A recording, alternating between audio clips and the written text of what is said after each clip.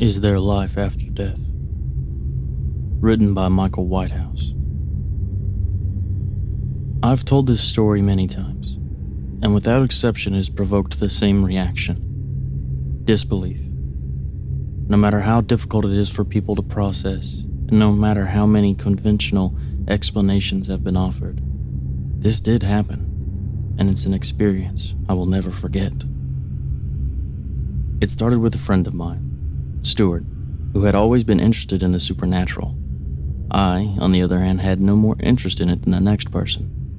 Of course I'm curious about whether there is life after death, and for selfish reasons. But I prefer to leave those things to themselves, as I find the entire subject morbid. I'm sure I'll learn the truth in the end, but until that day, I'd rather not ask the question for fear of the answer. Either way. Stuart was captivated by the paranormal.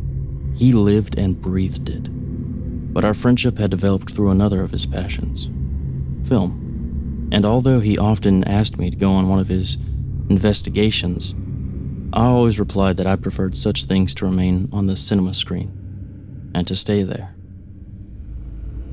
We'd go for a few beers regularly at Farland's Bar on the main street, or catch a film at the local cinema with some mutual friends. Then, suddenly, I didn't see or hear from him for a couple of weeks, which was peculiar, but I assumed he was simply busy, and so I left it at that. It was 3:04 a.m. when he called.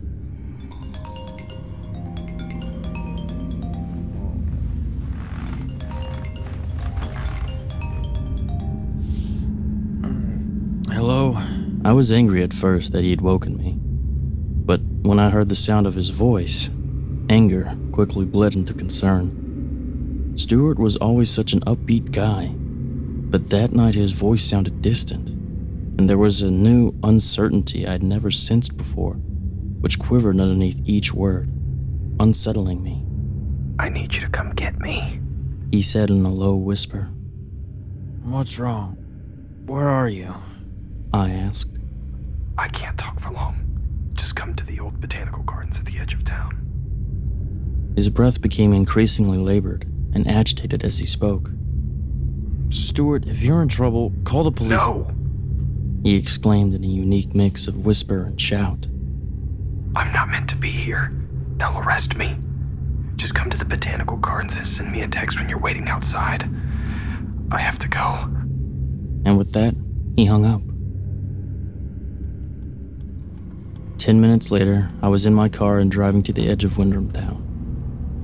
It was an autumn night, and as I passed landmarks which were usually familiar to me during the day, each twisted tree branch and leaf-covered garden took on a more threatening nature than I was used to, the night revealing an unapparent side of the town I loved.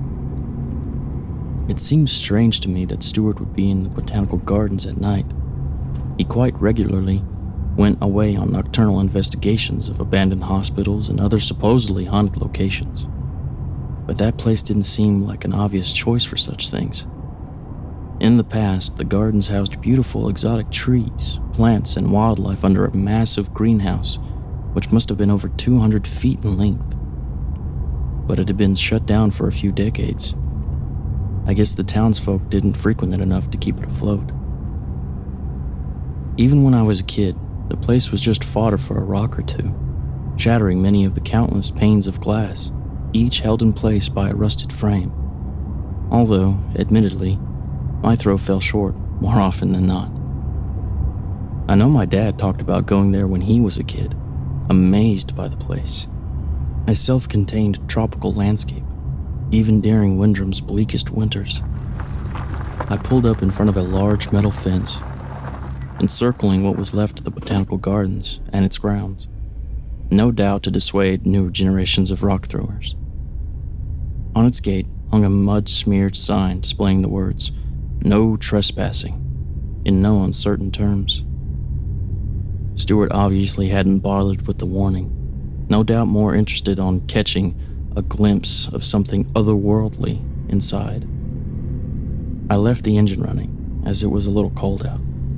But just as I unlocked my phone, I received a text message. kill your lights. And so I did. Then another message quickly followed. Don't call me whatever you do. I began to develop a distinct impression that Stuart and I were not the only ones present out there in the night. A nervousness crept into my breath, and as I sat there looking into the darkness of the gardens, partially obscured by a web of fencing, I felt as though something was staring back. For a moment, I was unsure how to proceed, but was then startled by another text message, and frightened by the thought that Stuart was in there somewhere and about to be grabbed by a burly security guard, a local gang or worse. I adhered to his instructions. Just follow my light and get me the hell out of here. And there it was, Stuart's torch flickering for a brief moment before being engulfed by the darkness once more. I opened the car door, the night uncomfortably cold as it washed over me. Just 30 minutes earlier, I'd been cozy, sleeping in my bed, and now this, climbing over a fence and walking into God knows what. The fence rattled as I pulled myself up, and as I reached the top, I looked across the pitch night and seriously reconsidered going any further. Then, Stuart's torchlight flashed again, and I knew I couldn't leave him, possibly injured or trapped, with the chilled October air threatening worse. I jumped down from the fence as quietly as I could, my feet muffled by the whispering grass below. The ground was wet, and the unattended grass and bushes which surrounded the main building made progress difficult. The light flashed again. 3 times, in fact, before Stuart turned it off once more. I was sure now that he was growing more agitated, so I continued in the direction of the once glass building to reach my friend as quickly as possible. But my footsteps were uncertain, and my eyes struggled to pierce the dark. I took up my phone and used the LED light on its back to see where I was going. As I walked toward the large shadowed outline of the garden building, I grew increasingly apprehensive. There were only 3 possible reasons why Stuart turned on his torch intermittently. One was that he had broken it somehow. Perhaps he could only get it to flicker into life every few minutes. Another explanation would be that the battery was low. Perhaps he was lost and switched it off to conserve what little juice it had left. The last explanation was a less appealing one. I switched off my light at the thought of it. Perhaps he didn't want to draw too much attention to his location. Maybe he was frightened that someone else would find him first. The darkness stood before me, a wall of black which blanketed all. It was hopeless. I was going to have to switch the light on to see where I was going. I remembered when I was 14 and had nearly fallen down an old drainage shaft when I was camping at night with friends. I always shuddered thinking about that, about how bad that fall could have been. I needed to see where I was going. If a security guard came and found me, then that was the better outcome than falling into the darkness somewhere, unseen. And yet, the thought of a night guard seemed far-fetched. The old building had been derelict for years, and it seemed unlikely that the town would waste money on wages for someone to patrol the area at night. Finally, I reached the building, its base made out of red brick, which had held up surprisingly well for all the years of its neglect. The same could not be said for the frame. Large metal struts reached up to the sky, forming a huge domed roof. I could see pieces of the frame lying on the floor, and in the dim light of my phone, I thought I saw strands of it hanging from the roof, just waiting to break off and impale any unwelcome trespassers. I cringed at the thought of my friend lying somewhere inside, perhaps impaled or trapped by falling metal and masonry. Stuart's light flickered again, and then disappeared. It was indeed coming from inside, and as I ducked under and then through one of the countless empty metal frames, I realized that he was somewhere in the middle of the building. Despite having no solid walls, There was an echo of sorts to the place. Subtle. My footsteps ricocheting gently off the concrete floor and then filtering out into the bleakness of the night. That was when I first noticed it. The cold. Sure, it was always cold in October, but I slowly proceeded, shards of broken glass cracking occasionally under my weight. A chill in the air grew more pronounced. It bit at my exposed face, and I was convinced that if I looked in a mirror, my nose would have been bright red. There, Stuart's light. It was closer now, and for the first time I saw the light reflect upwards for a moment and illuminate Stuart's outline. As I drew nearer, the night closed in, and the cold was now becoming almost unbearable. My hands ached from the bones outward, and the air froze my insides with each breath. I was now only a few meters away from the center of that old glassless dome, and my friend. The light flickered again, but it seemed obscured somehow, as if Stuart had turned his back on me, the light from his torch bathing him in illumination for only the briefest of seconds. "Stuart, it's Mike. Are you okay?" I said softly. "Yes, let's get the hell out of here," he replied nervously. Then a new noise joined us. As I opened my mouth to whisper across to Stuart and ask him if he was hurt, the sound of broken glass breaking under weight echoed from behind. It came from somewhere behind us, and was subtle at first, but there was no doubt. I could hear movement. Yes, footsteps, more pronounced. They were moving toward us. Then, they stopped. All I could hear was my heart thumping, the adrenaline of apprehension coursing through my veins. Quickly, I switched off the light from my phone, hoping to obscure our location. "Someone else is here," I said, I know. They've been wandering around me for hours, whispered Stuart. Then the footsteps moved again, this time circling, prowling under the cover of night. I knew then why Stuart had called me. Someone was taunting him. They had been in the broken glass dome all along, terrifying my friend and me in the process. No doubt he had been terrified, but now there were two of us, and whoever was circling, they were surely but one. I decided we would act, pick a direction and stick to it. I moved close to my friend and whispered, "Follow me." "Sure." That word still haunts me. The light from Stuart's torch came on once more, but, you see, it wasn't a torch, and whoever I was standing right in front of was not my friend Stuart. A strange light emanated from inside the throat of what I can only describe as the figure of a woman. The light bled out through translucent skin which seemed to take on the appearance of night, and the light forced its way up and out of her gaping mouth. At that moment, Stuart appeared from the darkness, grabbed my arm, and before I knew it, we were running. Our feet scrambled over broken glass, pummeling it further into smaller shards.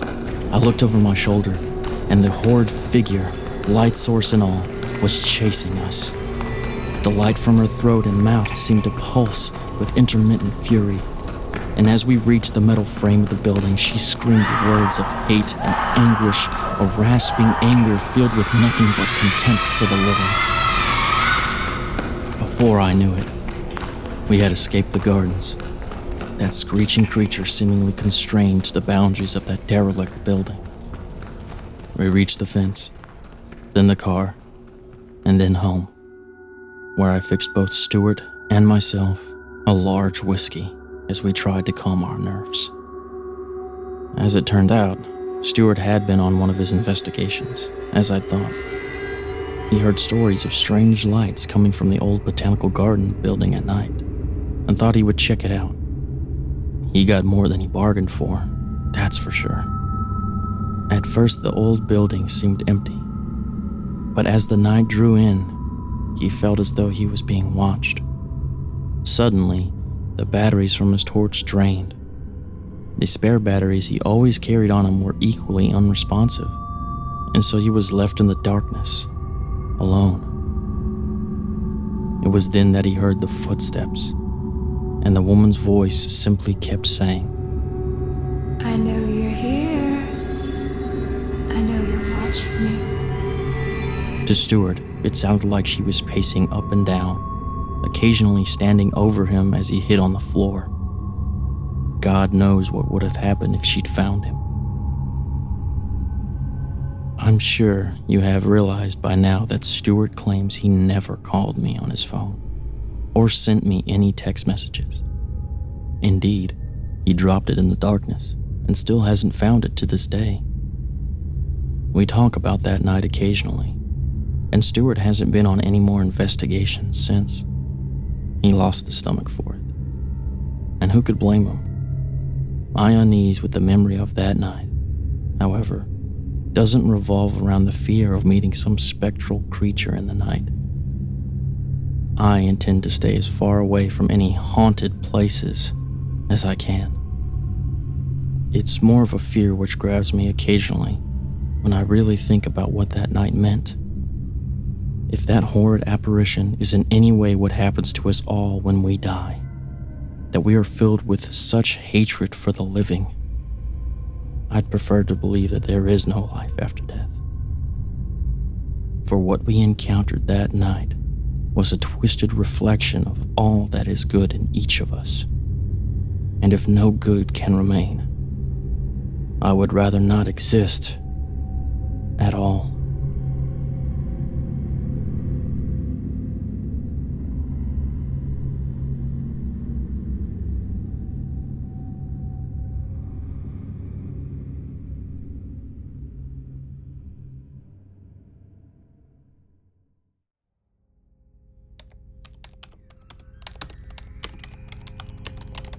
I'm pretty freaked out. That thing has been there for almost a week. The figure in the window. It looks featureless, only skin on human frame, and it's pressing itself against the glass somehow. I don't know how it got there, and I don't know how to get rid of it. At first I thought it was a prank, a doll or mannequin that some jerks put there to scare me. But I realized as I walked out of my house to pull it away, it wasn't there. I shrugged it off, thinking that someone had hidden it while I was walking through my door, but I went back in and looked out that same window, and it was looking in, staring at me. I walked around my house, yelling for whoever it was there to come out, but no one was there. The thing is hairless and naked, and it didn't look like it actually had eyes, or even a face at all. But its head is turned towards me when I enter the room. When I sit on my computer, I can feel its faceless hatred boring into my neck. But when I turn around, it's innocently turned in a different direction. Finally, on Thursday, I tried to open the window, but it's stuck. I think the thing's hands are keeping it down. But I got a good look at its face. Its eyes and mouth are behind the skin, pushing outward. It stared at me, smiling. I pulled back at first and smashed it onto the glass, determined once and for all to get rid of the glaring monster. I know I'm strong enough. That glass should have cracked. But it didn't. It shuddered under my hand, but it didn't break.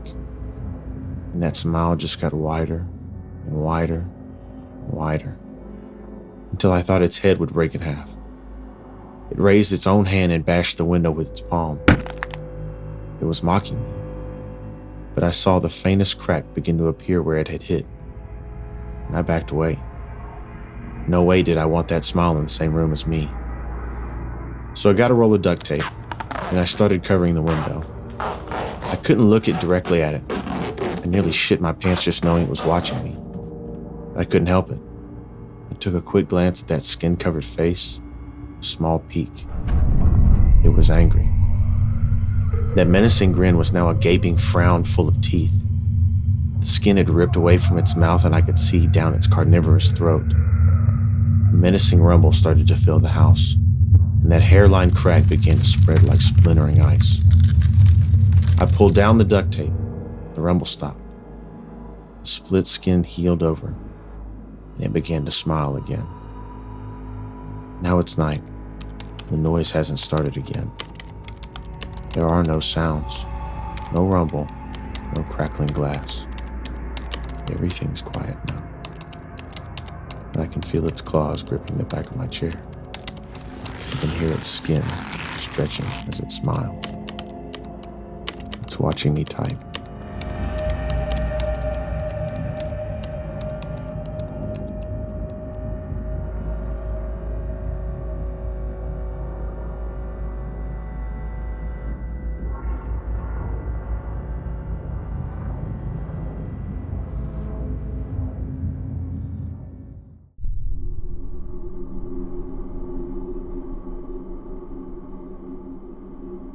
My name is Henry Hamura. I work for a large law firm stationed in downtown Los Angeles.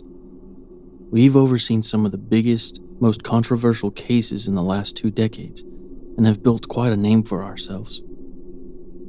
I'm using a pseudonym because, as you will hear, this story is almost fantastical, too frightening to believe real. I don't want to ruin a career I've spent so much time and effort building just because some people don't want to believe the truth of what is out there. First, I just want to issue a warning. Never, ever play Kakura-san. No matter how innocent the internet or books make it sound, don't do it. This is a story of how my life changed forever and how I lost something so dear. Spirit boards come in all shapes and sizes, and various names as well. In the US, the most common one is the Ouija board.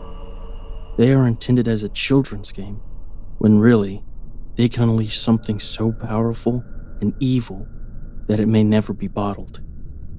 Spirit boards are just a portal to the other side, a way for spirits to communicate directly with the living, and that spirit can be good or a total evil menace. According to my research, you can use just about anything as a spirit board. In my native country, we played a game called Kakura-san. With this game, you question the spirits about your future, and they will sometimes answer. Maybe not with the answer you're seeking. We would take a coin, place it on a paper with some words and numbers written on it, and the coin would slide across to answer your question. After you were finished, you were supposed to tell Kakura-san to go home and slide the coin over the red Torii symbol at the top of the paper, and then tear the paper into 48 pieces and burn it. Almost 30 years ago, my sibling and I started playing Kakura-san, and did so a dozen times or so before moving to America, without much more than a few funny responses from a fox spirit. The last time we played Kakura-san, my brother asked the spirit, Kakura-san, will you move this coin? The coin slid across the paper and repeated circles for a few seconds, then stopped. Kakura-san, will I become rich and famous? He asked. The coin slid slowly across the paper.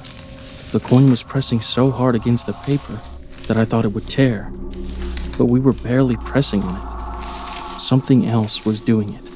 It spelled out F-E-E-D. Then a pause. M-E.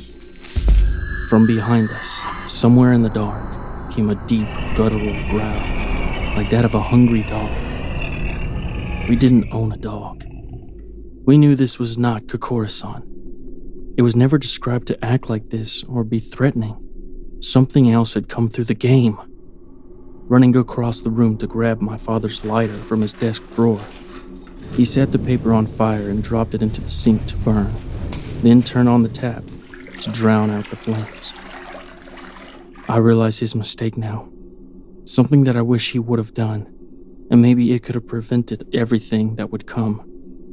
He forgot to tell Kakura-san to go home before destroying the paper. He left it trapped in our world. A few weeks later, our father transferred his job with a car manufacturer to the US, and we moved to Seattle. At first, adjusting to the culture shock was overwhelming, but we had all taken English language classes in school, and that made it easier. I can remember the day that we went into a toy store, and we were shocked to see that there was a popular, wildly sold board game that was just like Kokura-san, the Ouija board. Our mother forbid us from buying it, saying it would only invite trouble, and she was unaware that we had played Kokura-san numerous times by then. My brother and I managed to sneak over to the store and bought the Ouija board later that week. Katsuro was the most eager to buy it, which was obvious. I asked him why. Every night since the last time we played Kokura-san, I've had these nightmares.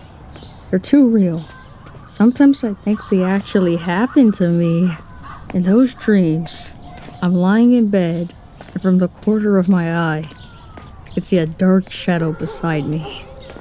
I can hear it taking deep, gasping breaths, and the dripping of saliva, like it's starving. It speaks to me in a growl, demanding that I feed it. I asked him, "Do you ask what it wants?" He paused for a moment, deep in thought, as we walked down the sidewalk back home. No, I always wake up and I can't move for a long time. Sometimes, I swear it is standing beside my bed, like it's waiting for me to feed it, or to feed on me. I could see the fear in his eyes and in his voice. I had no doubt that he was telling the truth. Maybe you're just dreaming, Katsuro. Dreams sometimes seem like they're real, but they're not. Dreams don't breathe into your ear while you're lying on your back, unable to scream or yell or do anything. I could only hang my head in shame because I felt terrible for doubting my brother. I wanted to believe him. But who could really believe something so outrageous without seeing it yourself? Katsuro was never one to lie and would practically break his neck to tell the truth. Okay, so what do you want to do with the Ouija board? I want to speak to it, banish it back to hell, then burn that board. This time, we'll play by the rules. This time, it won't follow us. He was dead serious and had the bravery of someone far older than 12. Tears were streaming down his cheeks as he clenched his fists. His stride became faster and faster. That happened on Monday. Our parents would be out the following Friday to a dinner with some of Father's executives to welcome him to the USA, and they said they would be out for hours. I was in charge because I was the oldest at 15, and so I had to keep an eye on my siblings. Michiko was 14 at the time, and she was too preoccupied with the wonderment of American television. So Katsuro and I decided to leave her out of the plan. And we also felt like it was a favor to our only sister to leave her out of any chaos that might happen.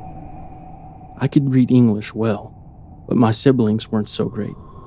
The Ouija board was in English, of course, so I would have to translate because Katsuro couldn't. We unboxed the game, reading the rules aloud. Never play alone. Check. Never play in a graveyard. Check. It made me double think if any were nearby, but I didn't believe there were. Never burn it. This one, Katsuro became frustrated. Why not? He cried, bemoaning. I don't know, Katsuro. It doesn't say. They're just the rules. I don't think it'd be a good idea to question them. Never leave the planchette on the board. Why not? He asked. I don't know. I suppose it would leave the doorway open. Stop questioning the rules and just listen. Okay, fine. Never ask it when you will die. And the last rule. Don't forget to say goodbye. That's the one we forgot with Kokura-san. Katsuro reminded me. Thunder was rolling outside, and it sounded remarkably close to the house. Then lightning crashed, casting the whole house in a bright light like a camera flash. Yes, Katsuro, let's not do that again. I put the rolls back into the box and slammed my palms on the table. If you so much as break any of these rules, I will not be to blame if something gets you. I won't. Good. Now, let's hurry before... That's when the lights went off. Katsuro flipped the light switch several times with no effect. I remember groaning with indignation and annoyance. What I hadn't noticed then, and what I wish I would have, was that Michiko never asked what happened, or even made a sound about the power going out. We would see why later. No! Shut off the lights! It's onto our plan! The fear was growing in his voice. Shut up, Katsuro! It's probably the storm. Get those candles that Mother keeps for emergencies. Hurry! Katsuro fetched the candles with an eagerness I rarely saw in him. He was at a running pace. I couldn't see him, but I heard him rummaging through the cabinets at a frantic pace, followed by the padding of his feet coming back down the hallway. Got him. Okay, I hope you didn't break anything, I said as I leered at him.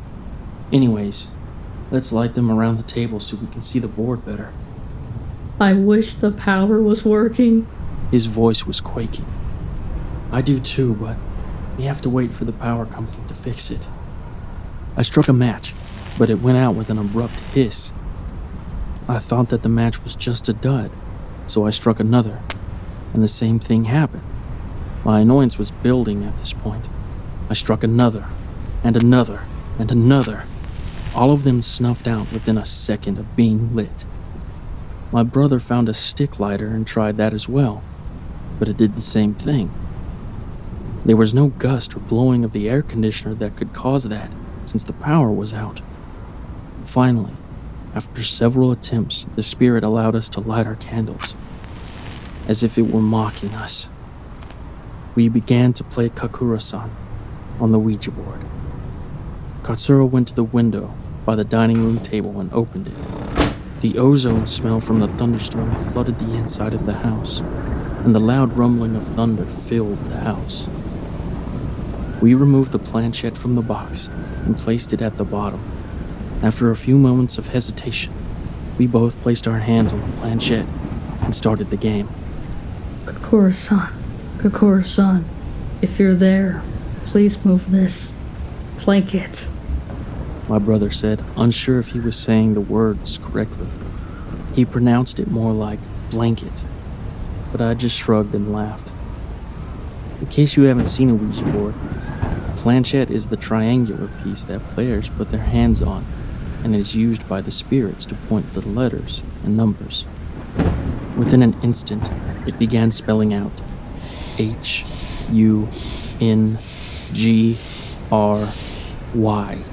What does it say, Henry? It says, it's hungry, I replied, almost crying in fear. I was not sure why I was afraid, but something about the way it jumped straight to its demands was blood-chilling. Did you move it? Did you? No, I would never do that, Henry. I didn't. I believed him, and I could feel the tightening grip of fear in my stomach. To the point Katsuro asked, What do you want to eat? The planchette moved. It moved with so much force that I remember having trouble keeping my fingers on it. Just letting go to see if it would just move on its own. M-E-A-T. I nearly flung my hands off the planchette and ran out of the room. But I reminded myself that I was the older one, and I had to be strong for my little brother. I also wasn't sure what would happen to us if I did let go. I will find you something, Katsuro answered, nearly jumping from his chair. He was dashing toward the fridge. No! Don't give it what it wants! You'll make it... Ah! That was all I got out before a searing pain went down my back.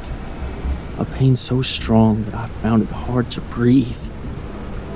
I fell to the floor, writhing in a sudden, screaming pain. Gasping, I moved my hand under my shirt. I winced as I touched the pained area and saw blood. when I looked at it. "Katsuro! Look at my back, please!" He was digging through the refrigerator by then, almost ignoring me entirely. As he looked desperately for something to offer, he casually looked over his shoulder. I'll be right there, he said as he shut the fridge and came running over to me, his little arms carrying wrapped ground beef that he sat on the table. He looked at my back and gasped. Henry, there are 3 long scratches going all the way down your back. What happened? "It was that spirit. It did that when I told you not to feed it. We're just going to make it stronger, Katsuro." We both made eye contact with the ground beef, but the packages were empty. There was no sign that the package had been cut, torn, or broken in any way whatsoever. Just empty packages. The planchette moved again, this time without us touching it. It moved with a jerky motion, like something didn't quite know what it was doing, or like a jerky movement of computer lag. N-E-X-T. Then it slid to a blank area and back to the board. B-L-O-O-D.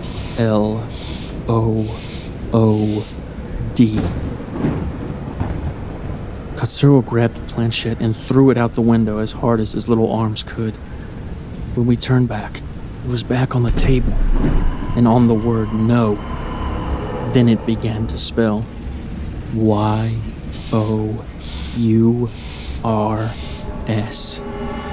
I moved the planchette to the word no and then goodbye. But then it moved on its own back to the word no and spelled the next word so fast that I could barely tell what it said. S-I-S-T-E-R. Michiko gave out a terrifying scream so loud that somebody would have called the police if they could have heard her over the storm. Katsuro and I rushed down the hallway to her room at the far right of the hallway. She was lying on her side under the blankets, facing the wall, still screaming. I rolled her over to examine her. Her eyes were shut as if she were in a deep sleep, but her mouth was shrieking in bloody terror. I shook her hard several times, calling her name, trying my best to wake her, but she just kept screaming. Her arms flopped from under the blankets over the side of the bed as I was shaking her, and I saw her wrist was slowly dripping blood onto the carpet. It wasn't slit on the artery or anything life-threatening, but pricked, like with a small knife, and was only bleeding a few drops at a time. I knew first aid, so I wrapped the wound with one of her clean socks from her dresser and told Katsuro we had to end this now. As we were leaving Michiko's room, the temperature in the entire house plummeted, which was unexplained since it was late summer and the air conditioning wasn't working due to the power outage. I noticed that my breath was coming out in a cloud. The lights began to flicker then, and I saw something standing at the end of the hallway.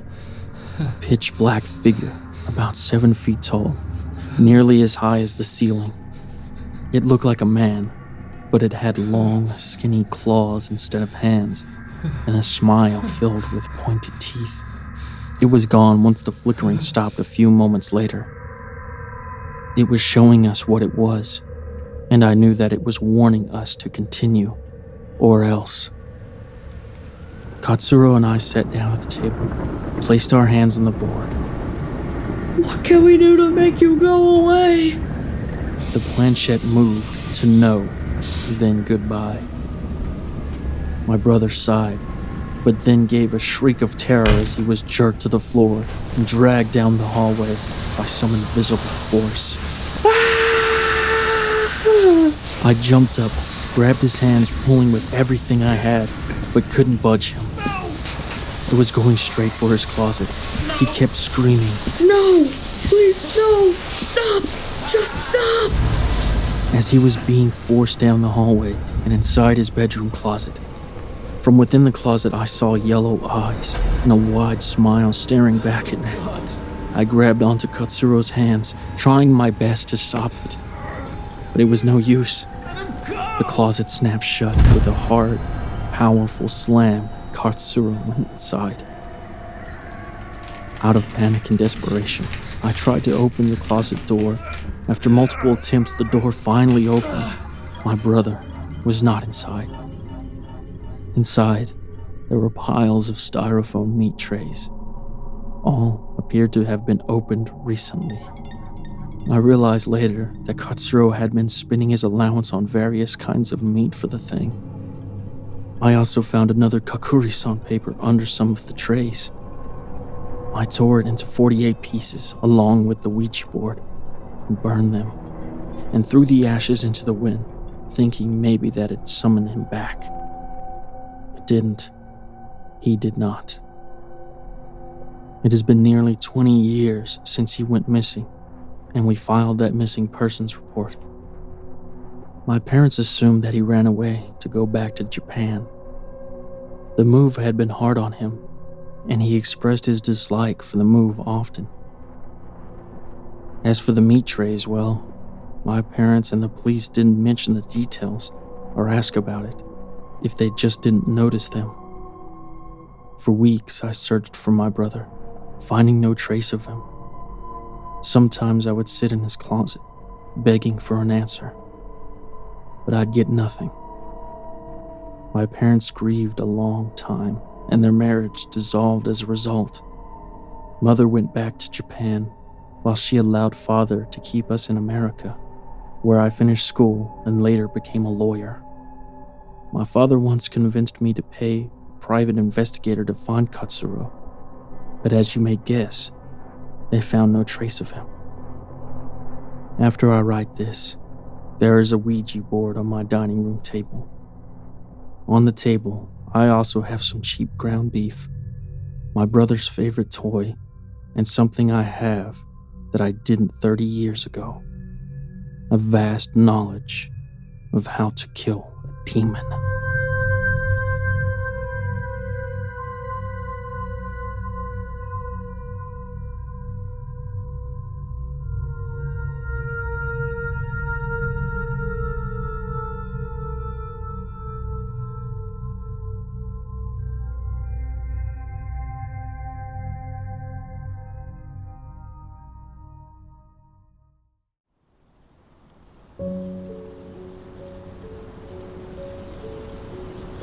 There he stands, smiling at me from across the barren field.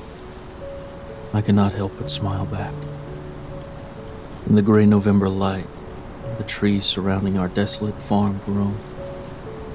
Their gnarled and naked limbs shudder against the melancholy sky as the first breaths of winter stir the clouds. Yet even as the trees utter their discomfort against the cold, I feel nothing. There is naught left in me that can experience cold, exhaustion, or pain. My soul is empty, much like the barren expanse across which my friend, the only companion left to me in the world, waves. And yet, I cannot help but smile. Once upon a time, I could have claimed a reason for my inexplicable expression of mirth. Perhaps that spring, so many years ago, when I first met the woman who would become my wife. There, amidst the veil of petals drifting from their delicate perches, I beheld her strolling down the path by a stream. Intoxicated by the sweet-scented breeze, we whispered our love to each other, our voices masked by the steady murmur of the swift water. Within a few months, we were married. I smiled a lot that day. Or perhaps the summer of the following year, when that beautiful woman, now my wife, gave birth to our first and only son. What joy he had brought to us. On that warm day, as the sun bathed the emerald landscape in a heavenly glow, my smile was so great, it brought tears to my eyes. My son grew strong, taking after his father, proudest and happiest of men. He quickly provided his worth on the farm, and we found pleasure laboring together in the fields. But it would not last. First came the plague, the storm of crows. The early autumn sky was blotted out by madly flapping peons, the cooling air pierced with their treacherous cries. Our crops were ravaged, set upon by the screaming flock of blackbirds. As winter drew near, the threat of starvation loomed over us as the winter drew near. It was then, in an effort to save what remained of our livelihood, that I set out about creating my friend.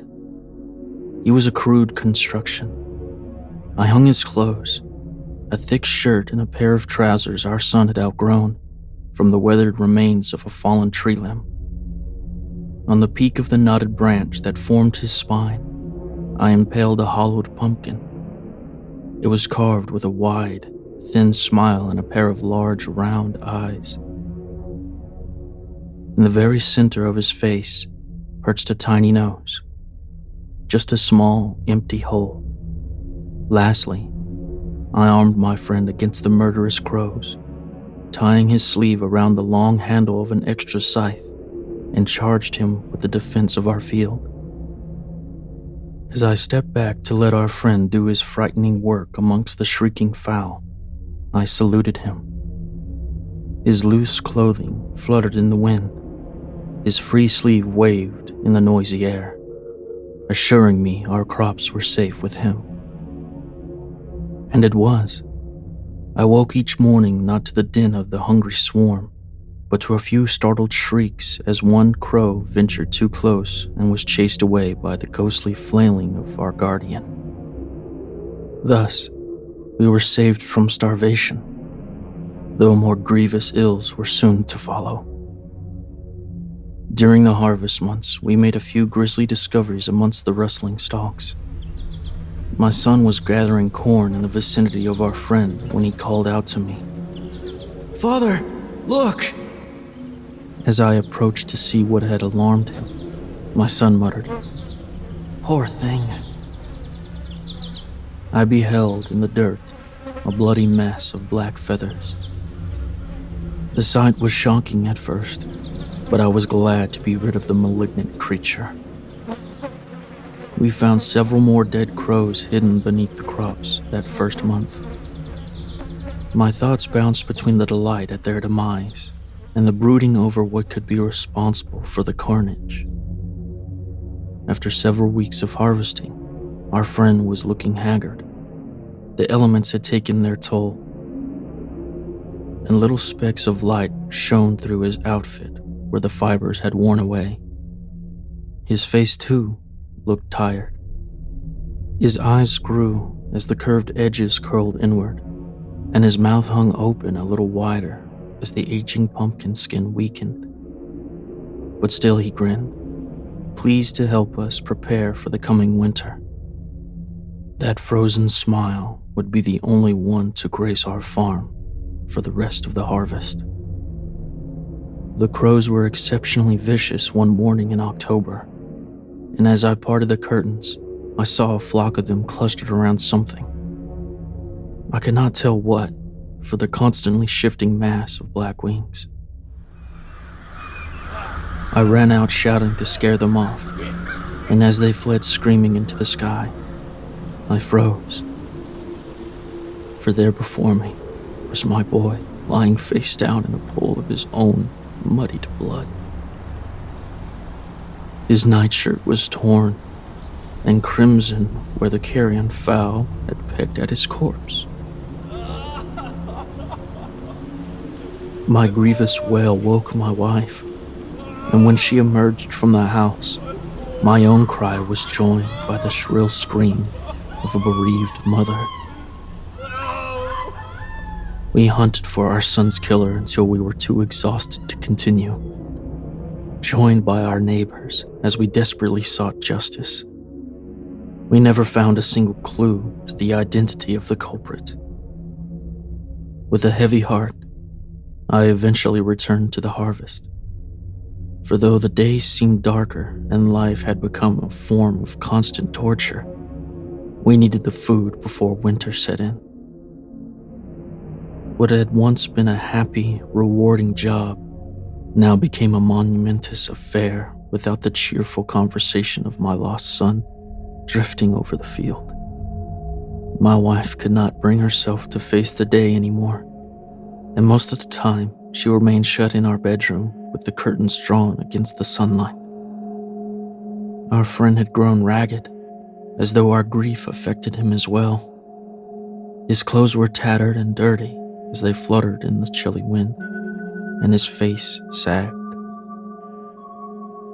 The mouth positively gaped, though it still smiled, and dark, ugly spots appeared against the paling orange flesh.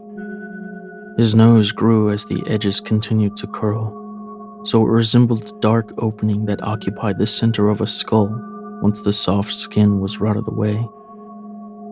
But he continued to grip his scythe, happy, it seemed, to continue his duty to our grieving family.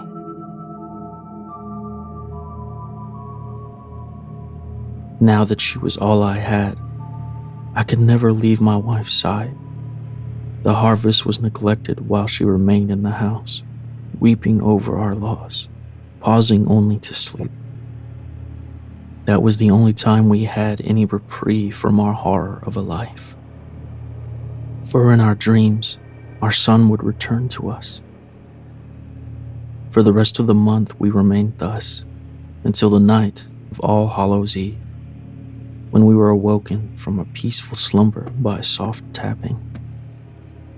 It was timid, almost as though the culprit were afraid of being heard.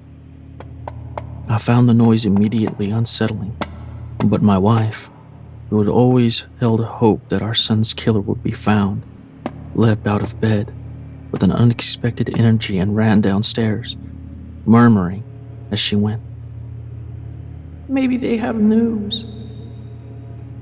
There was silence while I waited for her to return. In that aural vacuum, my skin prickled, the echo of that shy tapping still haunting my mind. If they had indeed found a clue concerning my boy's murder, they would have not been so timid, and they would have waited until morning. And then I heard my wife scream.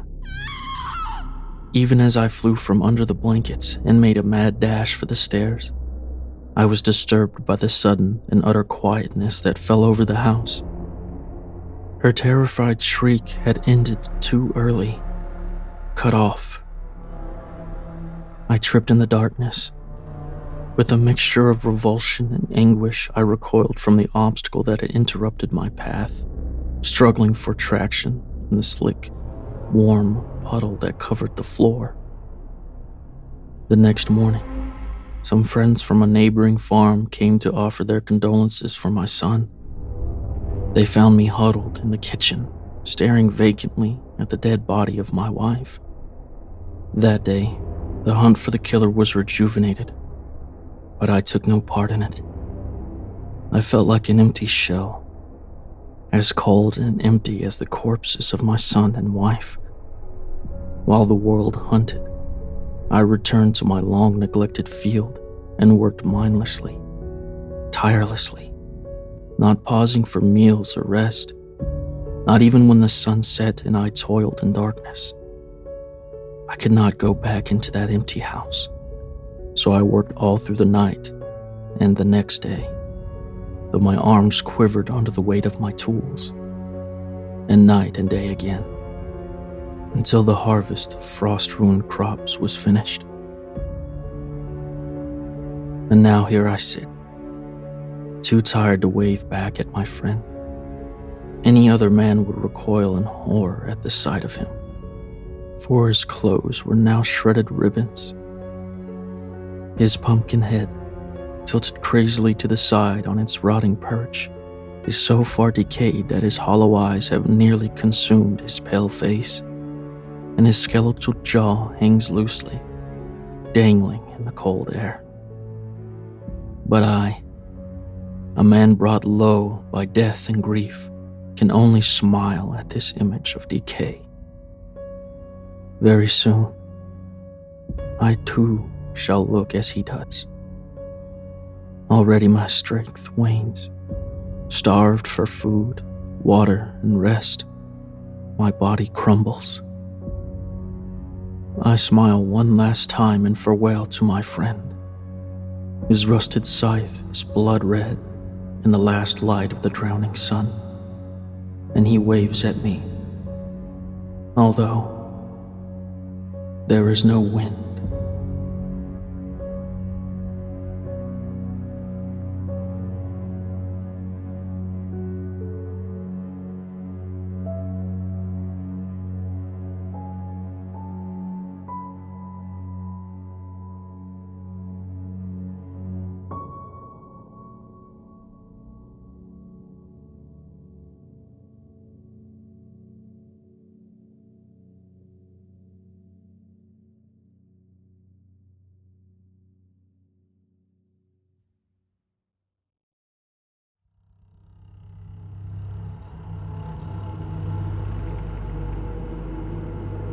Jerold was waiting in the same chair, at the same window, staring outside, waiting. The first snow was falling, and he remembered the time when he'd played out there with those neighborhood kids all those years ago. He remembered it so vividly that afternoon.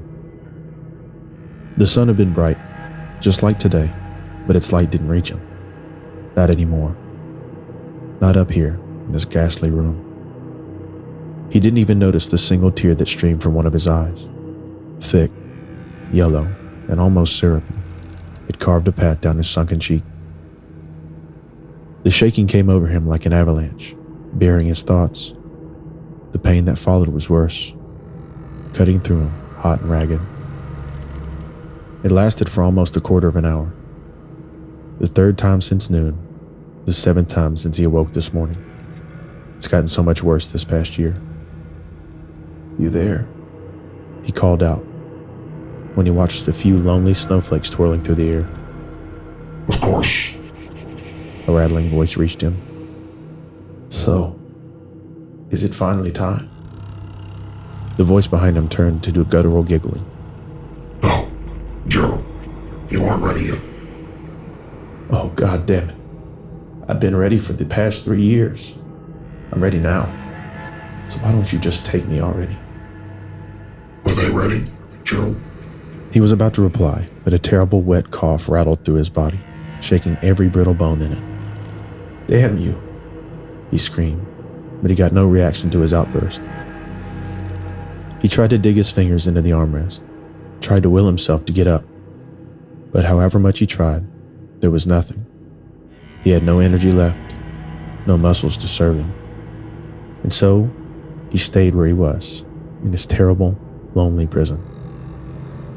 Slowly, anger rose inside of him. Burning anger. Fiery. Hotter than even the pain he'd felt mere moments ago. "Why don't you just take me already?" he screamed at the quiet room. "You know why, Jerold." A bodiless, grim voice whispered into his ear. "Yes, I know. But I couldn't help it. I tried, but couldn't wait anymore. I just couldn't." "You murdered them, Jerold. 3 little boys, whose life you cut short that afternoon." The voice continued. "I know, goddammit. I know. I'm sorry. I'm so sorry. So take me already. Just please, please let me move on." "No, Jerold. You'll wait, and you'll continue to wait. For I'm gonna let you live in there. Instead, what time you took from them, I've added to yours." The voice trailed off, a hint of devilish glee hidden behind its words. "I shouldn't even be alive anymore. The heart attack, the cancer, this rotting body here, there's..." But he broke up, for Jerold knew he was gone again. Once more, the Reaper had abandoned him, and once more, he left his soul to linger in his own rotten body for yet another year.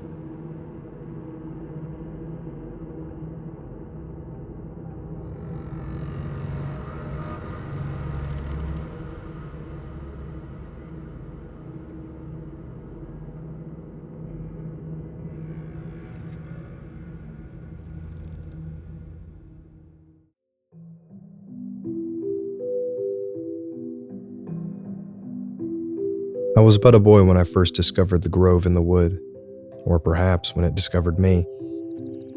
I came across the path leading to it down from my grandparents' house where I would often visit in the summer months, wild and free from the responsibilities of school. At perhaps 10 years of age, while whiling the days away in simple pleasures of fresh air and sunshine, I stumbled upon the strange dirt path running through the forest, somehow sinister and inviting all at once. I recall the particular feeling of dreadful excitement I first had when I found the tree-lined trail. Unpaved, but well-worn by the passage of many small feet over a very long time. It curled and swayed this way and that, not appearing to obey any logic or whim, the twists and turns of its passage taking it through the swaths of deep shadow over fallen trees and across babbling brooks. I had to follow it, of course, even though I knew that there was something darkly magical about that road I trod. I had played in the woods many times before, and though I was not the best natural pathfinder, I knew this trail had somehow never before lay where it now did. Still, a puzzle so mysterious as this, my natural boyish curiosity was simply too powerful for my inherent caution to overcome.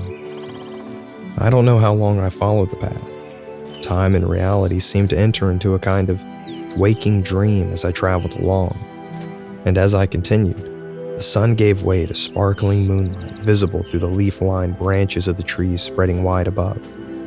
Stars, foreign and unknown to me, twinkling brightly with strange eldritch light.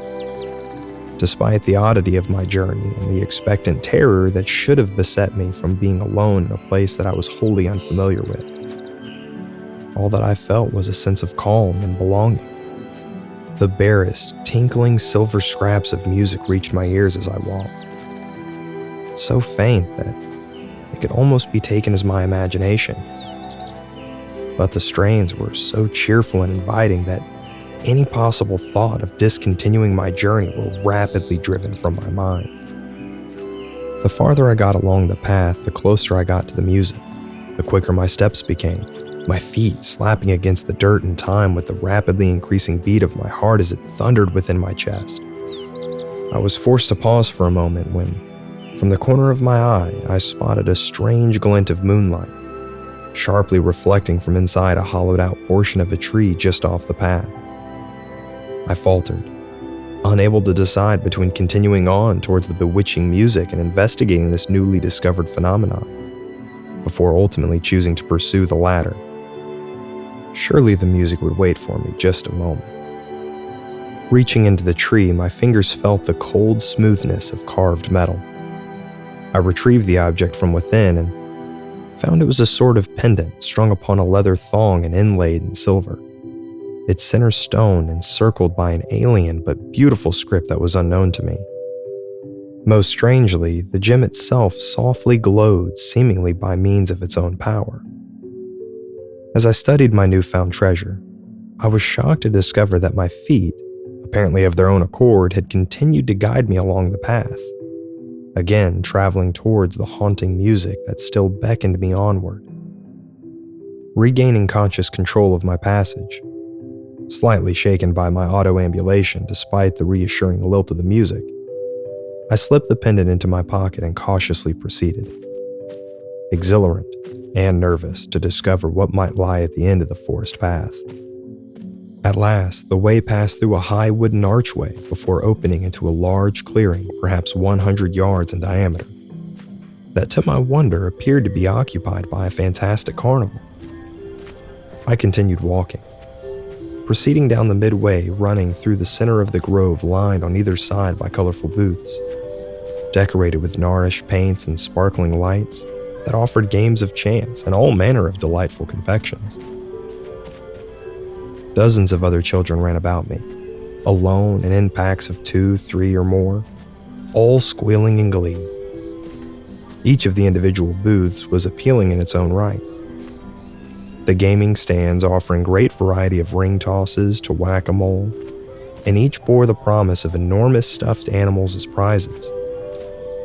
Their features so well crafted as to seem wholly lifelike. The food stands advertised the most sumptuous of treats, apples fairly dripping with caramel, Blue and pink cotton candy handed out in huge clouds atop paper cones, and foot-long hot dogs piled high with molten cheese and chili. Each of the offerings seemed so incredibly perfect that the thought of choosing one over the other proved overwhelming. So, instead, I simply continued to walk along and marvel again at each newly revealed sight. The music that had drawn me along the path continued here unabated, saturating the air, but somehow simultaneously coming from nowhere. Reaching the center of the clearing, I found that the midway reached a sort of hub, with two other paths combining to create a Y, dividing the fairgrounds into roughly 3 equal parts. Each of the paths was lined with booths similar to the ones I had already traversed, and on further inspection, each section of the fairgrounds played host to a different attraction. And one was a roller coaster, its first hill taller than the surrounding trees, the train roaring at terrific speeds along the tracks as the riders screeched in delight. In another rose a great Ferris wheel, lights flickering in sequence along its many arms. And in the final third, directly ahead and serving as a focal point and apex to the entire park, stood an enormous haunted house attraction, its exterior covered with animatronic ghosts and ghouls.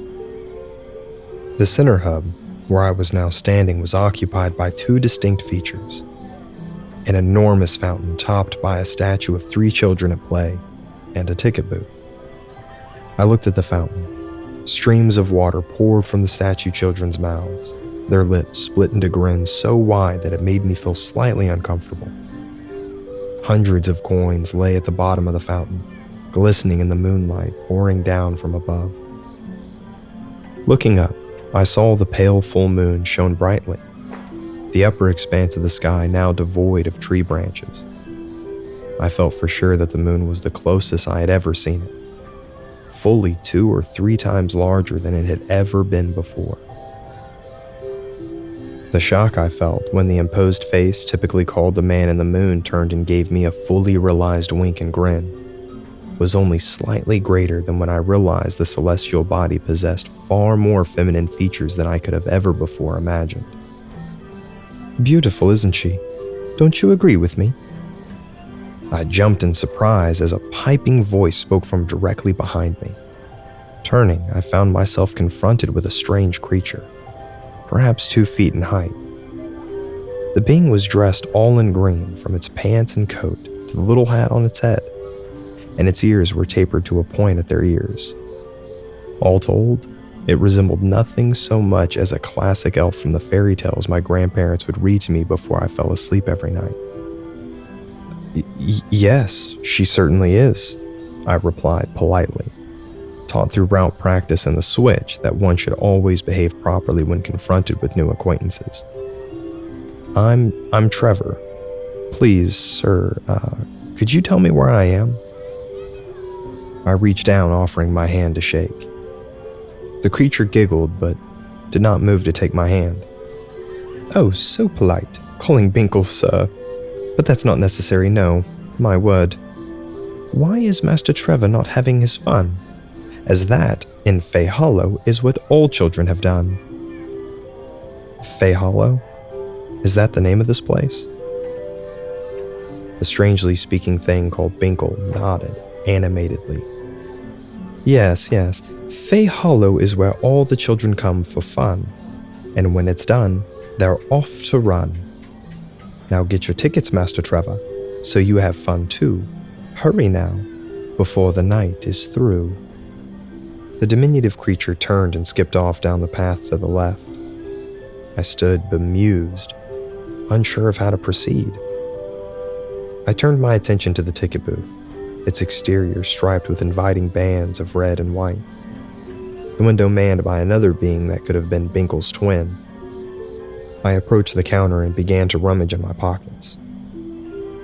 I'd like some tickets, please, sir. I'm afraid as I hadn't been intending on coming to your fair, I don't have much money on me. Oh, never fear, Master Trevor, dear. Tickets here for children are free. Have as many as you please.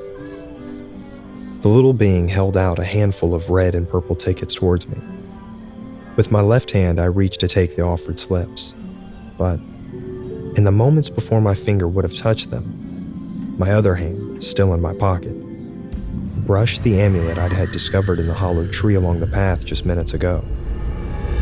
With that contact, I received the biggest shock of the evening thus far, as a sort of wave shimmered across the entire tableau of the fairgrounds and a fog seemed to dissipate before my eyes.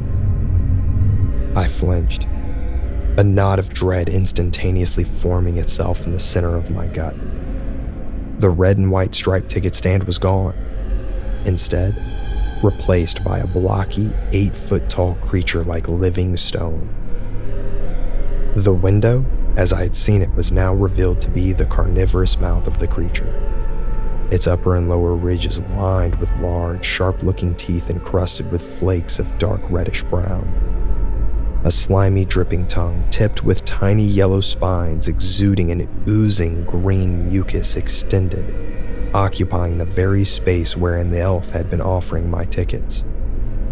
The fountain behind it was still there, but the smiling children upon it I had seen as statues were instead corpses, the liquid springing from their mouths not clear water, but the red scarlet of fresh blood.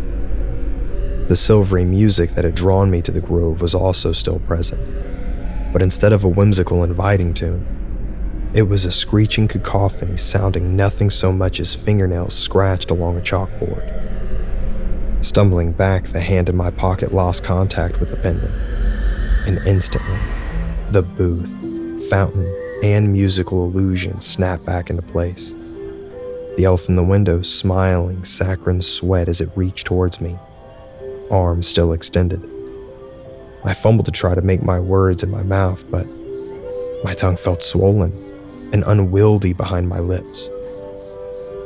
At last, I managed to gasp out, I think I'll look around a bit before I get my tickets, sir.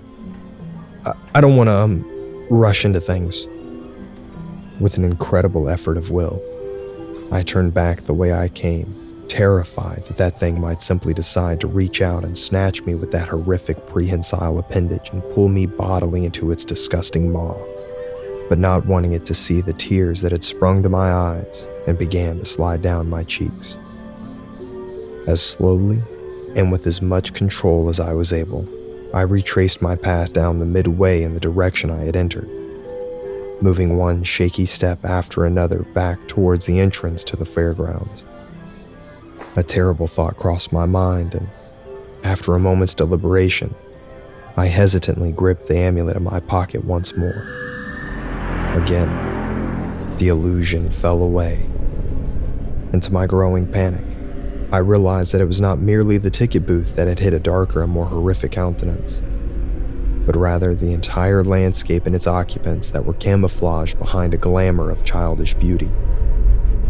The midway booths alone were enough to give me nightmares for the rest of my life. My cleared perception now saw them as they were. Still games and eateries, to be sure, but nothing as innocently joyous as what I had first witnessed.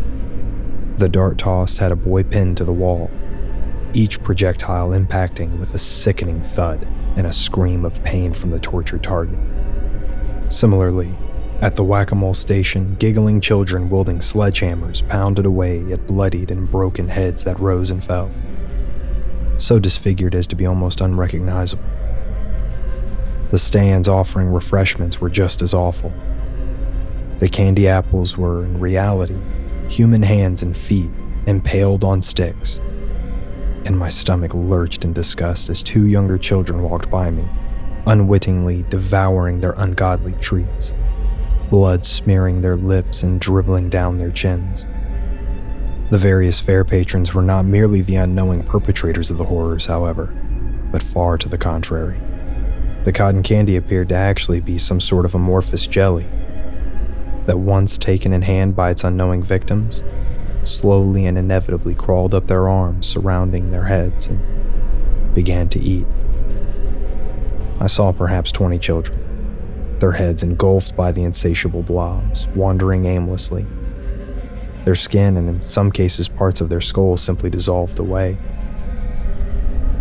The hot dogs were strange wiggling worms that slipped themselves into children's mouths and, with a sickening convulsing motion, proceeded to force their way down their throats. Several bodies laying around, large open wounds still bleeding from their exploded stomachs, told me what happened next. And these were not the worst. No, that distinction belonged to the three main attractions. The general contour of the roller coaster remained the same, but now with the illusion lifted, it became obvious that it was in fact a large serpentine beast.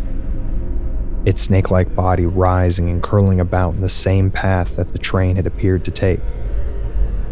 Its massive head lay on the entrance, and I watched as a line of waiting riders walked willingly into the open mouth. They appeared to be chatting excitedly until, with the 10th individual passing into that horrifying void, the maw clashed shut.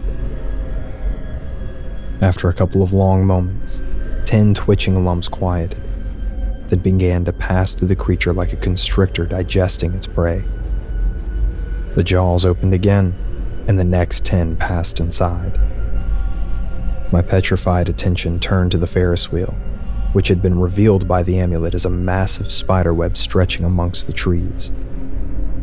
Again, docilely waiting children stood and waited their turns as, one by one, they were scooped up by giant arachnids the size of ponies, rapidly enveloped in webbing and hung upside down by many spokes of the silken construct. At the center of the web rested a massive spider, easily 10 times as large as the others.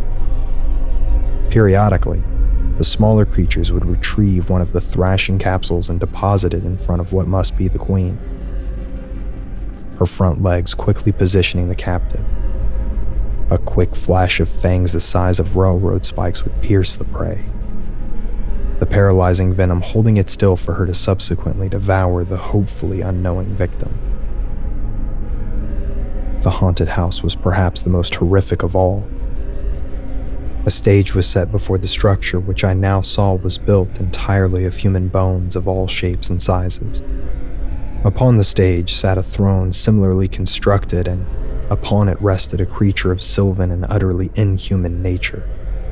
Though the creature was unquestionably male based on the enormous flaccid member lying between its legs, its features were distinctly feminine. Curled ram horns sprouted from either side of its head. Its softly lined face dominated by large almond-shaped eyes as black as a moonless night. Around the stage there rose a number of sharpened stakes, perhaps 10 feet tall, and affixed atop each was a child, still very much alive.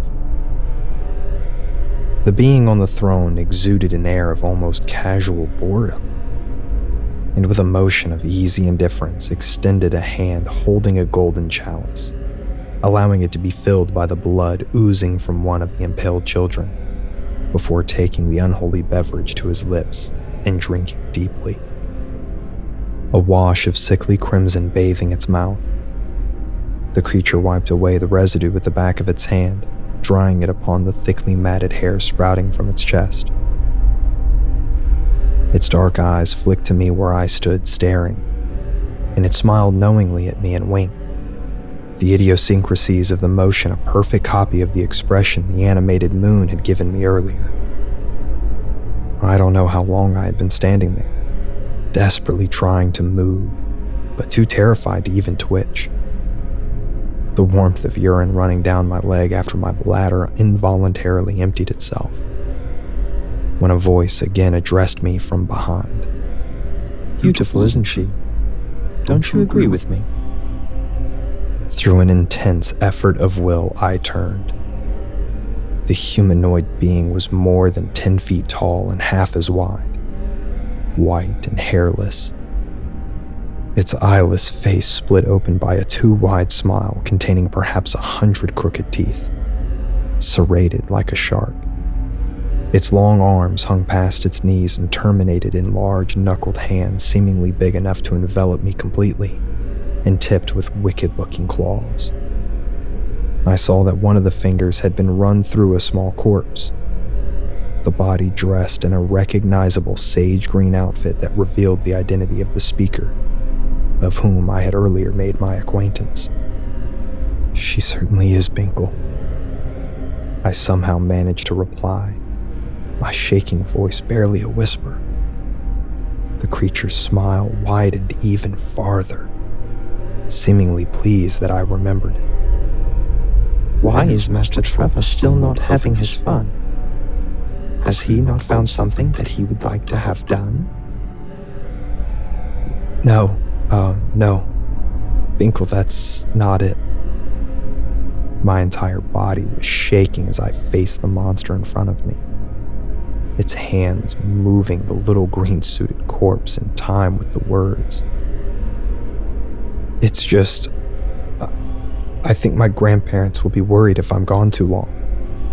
They didn't know that I would be leaving, so I think it's best that I be going home now." That makes Binkle feel blue, though what you say is likely true. You've taken nothing and thus still pure. Master Trevor can leave, if he is sure. "I'm sure," I squeaked. The creature named Binkle shrugged. "In that case, Master Trevor must be going then," it said, its blind head cocked, serpentine tongue dripping with saliva licking its fish-white lips. "We'll have fun when you visit Fey Hollow again." It extended its arm past me in a gesture directing me back towards the entrance to the fairgrounds. On wooden legs I walked, rigid and barely keeping my balance. Edging past the monster called Binkle, my hand never leaving the amulet in my pocket. Just as I passed through the wooden archway, I heard a voice, soft and feminine, calling out to me. "He's singing you, Trevor." I kept walking, strains of the silvery music still echoing in my ears, its siren song haunting my every step. Despite everything I had seen, whatever magic that powered it was potent enough to still make a part of me want to turn back. Just as I had on my trip to reach Fey Hollow, I can't say how long or how far I traveled to get out. Just that at some point, the strange eldritch twilight gave way to mundane sunshine before depositing me in a part of the forest that I recognized. I slowly lurched back to my grandparents' house, wordless and shaken, somehow making it to the front porch before collapsing from exhaustion and fear. I don't remember my grandmother finding me, though. I think I remember her scream of fright when she did. And I have a faint recollection of my grandfather taking me up in his strong arms. At that point, I completely lost track of things for a little while. When I finally woke up in the hospital a week later, my parents were there. My mother and grandmother keeping careful vigil over me. After that, it took me quite a while to remember anything that had happened that day at Fey Hollow. I suppose that's what trauma does to you sometimes. When your mind simply isn't capable of coping with something that isn't seen. I recovered slowly but surely. And if the adults were frustrated by my inability to tell them anything about what had put me into my catatonic state, that was far outweighed by the relief that I was getting better. That was it for my grandparents' house for the summer, as my mom wanted to keep a more careful eye on me. I can't rightly say why, but it wasn't until the next year, pulling back on the shorts I had been wearing that fateful day, that my hand found the amulet somehow still in the pocket where it had been left, and the memories all came rushing back to me. The hospital stay was shorter that time, only a couple of days when I woke up. The doctors thought I must have some kind of epilepsy, though I think that was more because they couldn't figure out what else it could possibly be that was causing my fits. Nevertheless, that second shock must have been enough to inoculate me to the experience, because once I woke up again, I was able to remember everything I had seen without going back into a coma. Even when I found the amulet on my dresser where my mom had put it. I spent a lot of my free time after that just sitting in my room, studying the amulet. I took to wearing it underneath my shirt at all times, The conclusion I'd reached was that I'd rather see the scary things coming than be surprised when they got there. On weekends, I started going to the library, poring over the books in the New Age and occult section, seeing if I could find anything that would tell me exactly what the pendant was. But I never really found much of anything that I could directly attribute to it. Same with the whole concept of Fey Hollow. Sure, there were plenty of myths and stories about the fairy lands, or heck, even some kind of extra-dimensional hellscapes. But for every similarity that one story or another had, there was always many more things that just didn't match up. After a while, I started to question my memory of the events as they had taken place, but every time I did, my thoughts would rush back to the amulet. I had to have found it someplace. All thoughts of what did or didn't happen went away the next summer at my grandparents' house. It had taken some convincing on my mom, but I really did want to go spend time with them. Besides, despite how scared I was, there was some part of me that wanted to confirm once and for all exactly what I had seen.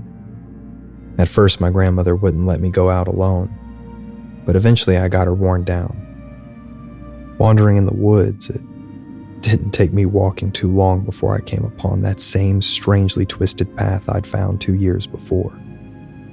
It wasn't in the same place as the first time, but the silvery strands of music trying to draw me down had let me know beyond the shadow of a doubt that it was the same trail I'd found before. It was terrifying how hard it was for me to resist that cloying temptation, but holding tightly into the pendant I wore around my neck, I managed to turn and walk home without looking back.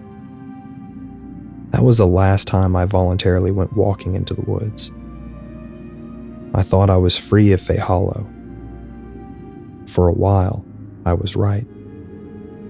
The first time I realized I might not have gotten away scot-free was when I idly looked out the window of my bedroom in my parents' suburban home, only to find the neighbor's house and yard had been replaced by a thick, old-growth forest with a strangely twisting unpaved trail running through it. The barest hint of silvery music just reached my ears before I drew the blinds. After that, I had to be careful. Every once in a while, I would be walking down the sidewalks, and if I let my thoughts wander, would find myself heading down the forest path, the unmistakable lilt of music drawing me ever onwards, the strange eldritch stars and moon shining down on me from beneath the thick tree branches above.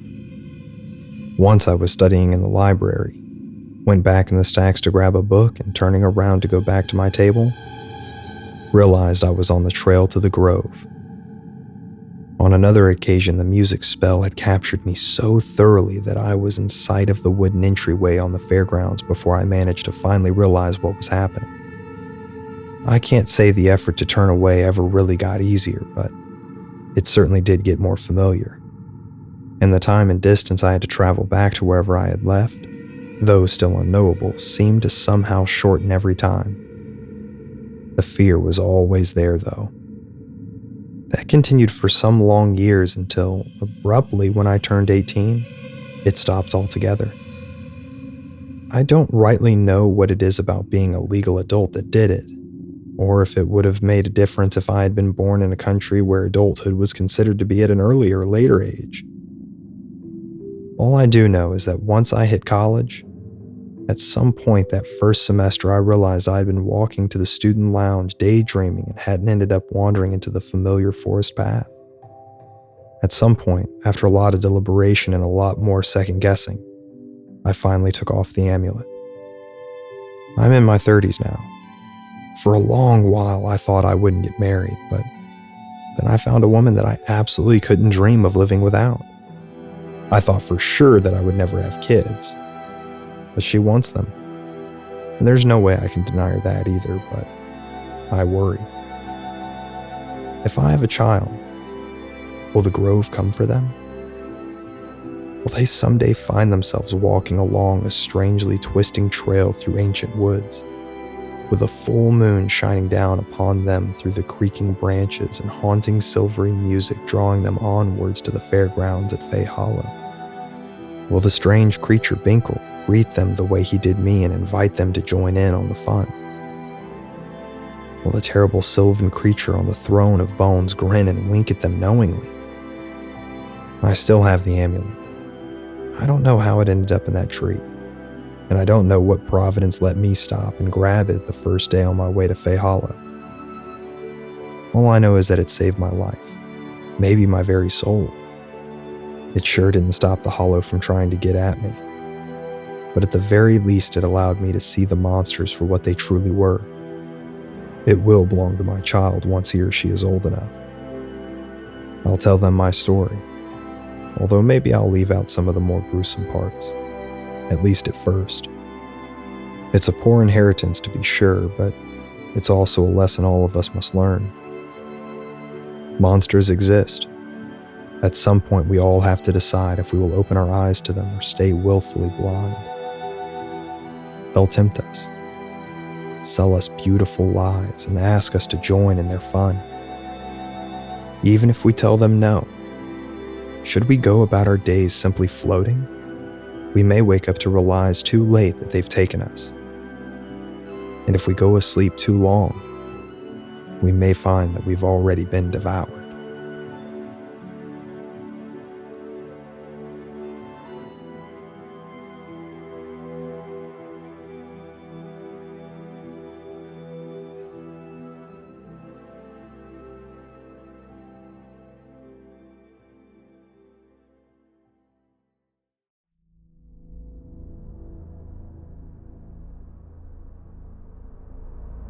I usually spend every New Year's celebration at home with a bottle of liquor as my only dependable company.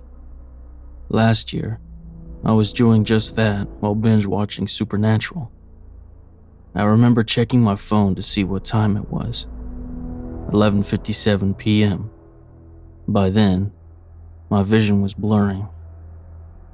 I was well on my way to my tradition of getting shit-faced for New Year's. My family had told me for years that they were concerned. They said I spent too much time alone and that I needed to get out and do something.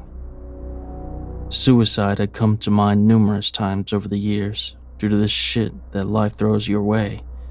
Multiple failed relationships, jobs that went nowhere, and possibility of good things that just blew up in your face. It all takes a toll on your mental health after time. Last year was no exception. I found out a few months before that my girlfriend had cheated on me multiple times and had also told other people about it. Oh, and she also thought it was particularly hilarious, making crude remarks like, "He's so stupid that he can't even tell what's going on." I drank more. It was out of the corner of my blurry vision that I saw a black figure standing by my door.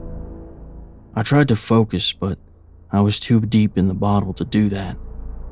I just saw this out-of-focus, black, human-shaped thing. Do it. You know that you want to. You know that none of this is worth it. You know life is pointless, and that none of this matters. Why not do it? Nobody loves you. Nobody cares about you. Not even Carrie. She never loved you.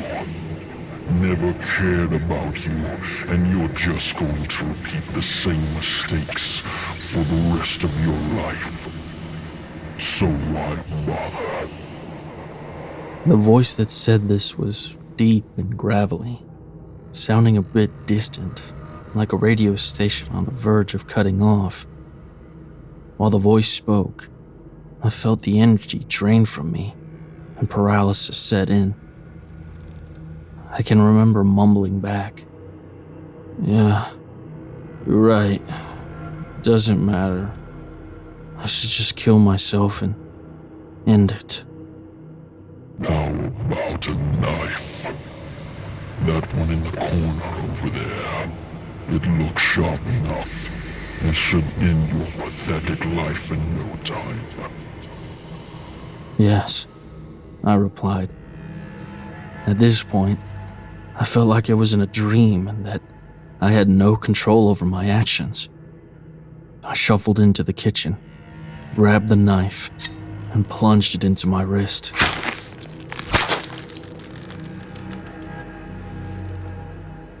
I woke up in the hospital. My friend Colin had come over. Because he had a key, he was able to get in. He found me on the kitchen floor in a puddle of blood. He was a night shift nurse at the nearby hospital, and his quick thinking saved my life. I was later admitted to the psych ward with my cooperation. I thought I had gone completely mental. They diagnosed me with having schizoaffective disorder with severe depression. I spent the next 2 months rebuilding myself mentally and came out feeling reinvigorated. It was around Halloween when I was browsing around Reddit and found a post called, "What is the creepiest phenomenon with no explanation?" I am very much into the supernatural and believe in most spiritual beliefs about the afterlife, demons, and ghosts, but I'm not religious. I saw a reply to the post with a link that said, "How about the mass amount of people that commit suicide on New Year's, and the survivors claim they see a tall, black figure telling them to do it? Here's a link for proof of the phenomenon." Chills covered my body, and I felt my muscles twitch. The memory of the events of that night came back. The black figure, the commands it gave, the way it wanted me to kill myself or sacrifice myself. I posed this question to the post. What does it want? Someone replied, "Well, from what I gather, it's been talked about for centuries amongst various cultures in one form or another. An otherworldly spirit that comes back once a year to gather enough souls to fill itself for another year. Like a soul-eating bear back to hibernation." This was when I went down the rabbit hole on Google and researched more of this thing. About 25 pages back, I found a result that was close to what I was looking for. It was an independent paranormal research group's website, which I will keep anonymous, and the article answered many questions that I had. The earliest mention went back to Roman times, and it was simply referred to as tenebris, written as a name, not a description, and tenebris, translated from Latin, means darkness. Tenebris was said to appear at winter solstice and once convinced an entire legion, which I found out was 5,000 legionnaires, to rush off a high cliff while they were pursuing a Germanic army, and nearly all of them had died. Julius Caesar found out and demanded a mass sacrifice back in Rome, written by him as "to appease the beast Tenebris." A few days later, I went back to the Reddit post and saw dozens of people who had commented, saying they had seen Tenebris. I messaged a few of them and we started a group chat on Discord. The number grew to over 250 by December 1st, and we all had a similar experience. One guy was walking on the sidewalk in New York City when he saw a figure in the alleyway and the overwhelming urge to leap in front of a taxi, but was able to fight it off. Another man was on a cruise ship and saw a dark figure in the water, demanding that he jump overboard with it, which he also did. He said he had 1 foot over the rails when an attendant grabbed him seconds before he could leap. A woman, who was suffering from a heroin addiction, was nearly coaxed into taking a lethal dose by a shadow man. They all sound a little similar, right? I have no idea what to do about it, but this is real. I've seen it, and and I'm terrified it will come back this New Year's. It's a few days before New Year's, and I'm already starting to feel it. I haven't moved from this couch in days, and there's plenty of alcohol. It usually hits hard this time of year, as it is just a reminder of how lonely I am. Colin is out of state with his family this year, and the rest of my friends are also preoccupied. So much for that. I guess I will sulk around my apartment. You know, to keep the tradition alive.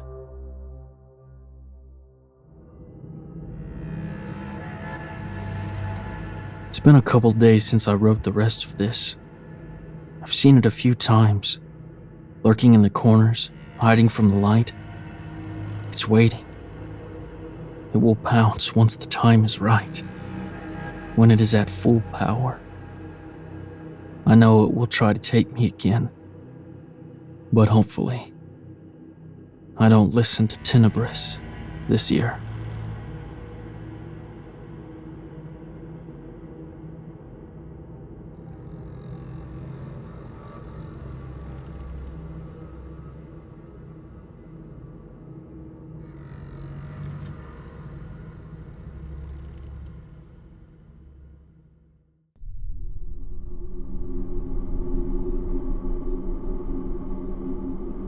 Before I begin, I guess I'll tell you about myself first, and maybe that will establish some credibility.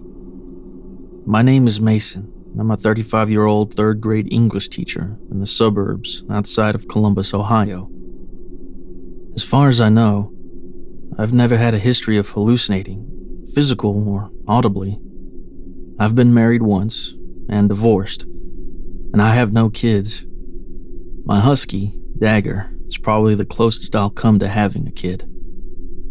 Now that you know all that, I hope you can view me as an ordinary, sane person, and that the following story isn't a psychotic breakdown. This story will seem hard to believe, but hear me out. This is all true, every word of it. It cost me 2.5 days of sleep, and I'm certain that my mental stability was on the verge of snapping. By the end of this story, you'll probably think I didn't have any mental stability beforehand. Here is a word of caution. Before you play the Blair Witch game, say a prayer, drink holy water, wear rosary beads. I don't know or care. But do something to protect yourself. The Blair Witch is real, and she's in the game. Oh, and all the names of the children mentioned in this story are fake to hide their identities. The game came out on August 30th of this year, but I couldn't buy it until September 6th. After seeing it at E3, I was sucked into the idea of hunting down the Blair Witch in the game. Everybody has seen the movie, so they know the plot, but I'll explain it for the kiddies reading this. In October of 1994, these college students traveled to Burkittsville, Maryland, to learn about the local legend about the Blair Witch. They asked the locals about a hermit that lived in the woods and kidnapped 8 children in the 1940s. The story goes that the hermit killed 7 of those kids as a sacrifice to the Blair Witch. They eventually go into the woods and are never seen again. The kids go missing, and the film footage is supposedly found during the search and rescue to locate them. The Blair Witch Project kicked off the found footage film craze in the early 2000s. I won't tell you anything else about it, because if you're too young to have seen it back then, I won't spoil anything else, because you really should watch it. They never actually see the witch, but the cinematography makes you think she's there with them, and some people swear they have caught glimpses of her in various shots. I purchased the game digitally because I didn't feel like waiting for it to come through Amazon Prime. It was a Friday night, and with no other plans, I intended on playing the game until I passed out.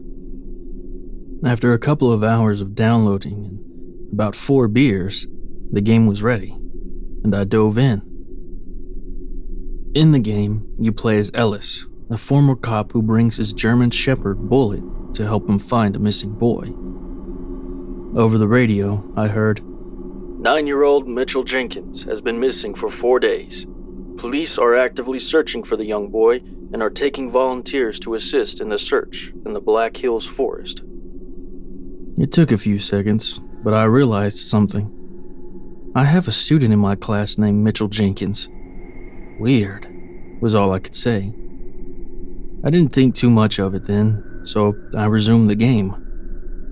Ellis guided his Ford Bronco down the road, listening to the radio and eventually turning off into the forest, heading toward the place the police were gathering for the search. There were no police there for the character to talk to, so I did the typical thing in games and started searching the cars for clues. I found a picture of the missing boy and dropped my controller. It was Mitchell, my student, not some imaginary kid created for the game. The resemblance was startling. I had to take out my phone. After spending some time reading various websites that summarized the game's story, none of the websites mentioned the missing boy in the game as being named Mitchell Jenkins, but Peter Shannon. It just didn't make sense. Nothing made sense. The more I read about how Mitchell should not be in the game, the more panic set in. My mind began to calculate how this could be possible. Was it some overly complicated prank? Probably not, but I have a brief idea of what video game programming is like, so this was deduced easily. Was this a glitch in the game? Nothing on the internet mentioned this kind of issue or anything similar. Did my download somehow corrupt? Nothing else seemed to be wrong with the game, so I doubted that.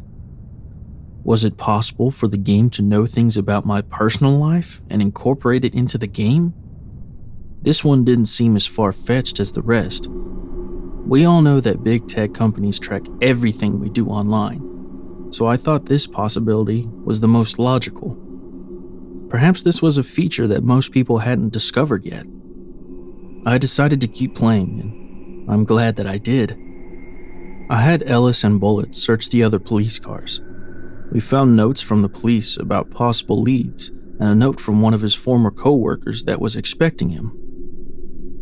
Ellis, I know this is hard for you since Mitchell is one of your students, but try not to let your emotions get the best of you. We are all here with you, all in this together. We will find him and bring him home. The high-pitched shriek of an emergency alert coming from my actual phone startled me. Young male, age 9, named Mitchell Jenkins, missing for 48 hours. He is roughly 4 feet 9 inches in height and 80 pounds, brown hair, brown eyes. Please contact local law enforcement if found or if you have any further information. Yep, it's Mitchell, I declared. I wandered through the trees in Black Hills Forest, not finding anything but a few strange animal noises. After what felt like an hour of wandering, I found myself back at the parking spot. Frustration and annoyance at the game for giving me no instructions to go by, other than the clues you find, made me feel exhausted. I looked at my phone at the time. 2:30 a.m. Shit. It was much later than I thought it was. I rubbed my eyes, feeling the burn of sleepiness. After completing my ritual of brushing my teeth and staring at my phone for a while, I drifted off to sleep. I awoke at some point in the middle of the night. I didn't slowly come awake, but within a second, I was fully awake and paralyzed. Nothing would move except my eyes. I tried to speak, but nothing came out. I heard something shuffle at the foot of my bed. Why is Dagger acting like that? A blackened hand slapped onto the bed near my left foot, then another by the right. With the speed that seemed in slow motion, I watched a shadowed figure pull itself onto my bed. The weight of the figure on top of me made it difficult to breathe.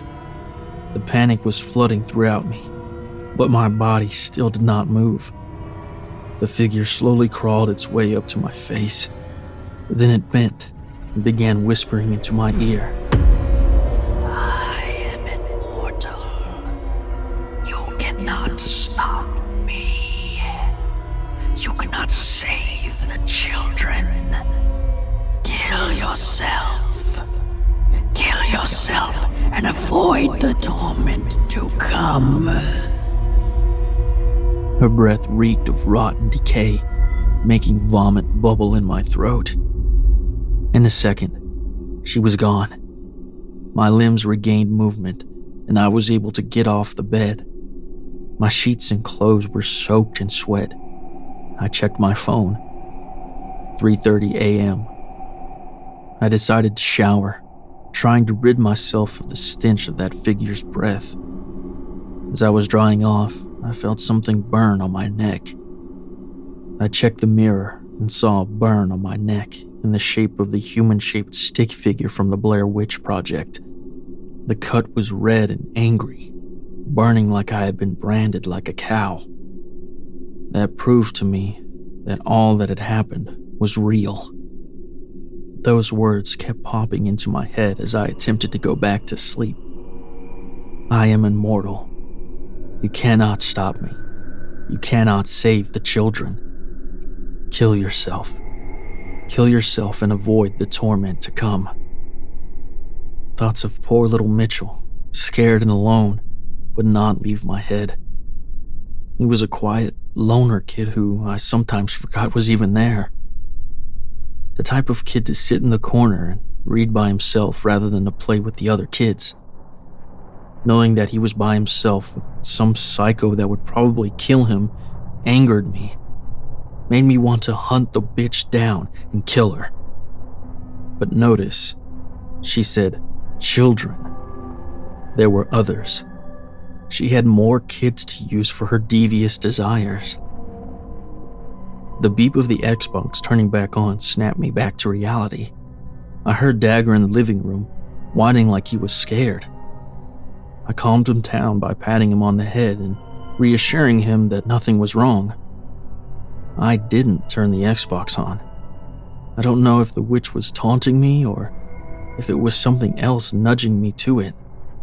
On the couch was my controller, and it was powered off, so that couldn't explain how the Xbox came on. Shrugging it off, I continued the game. Back at the parking lot, I decided to look for clues around the cars again. This time, I found 2 more photos of missing children from the area. Cassandra Holland and Milo Lawrence. 2 more of my students.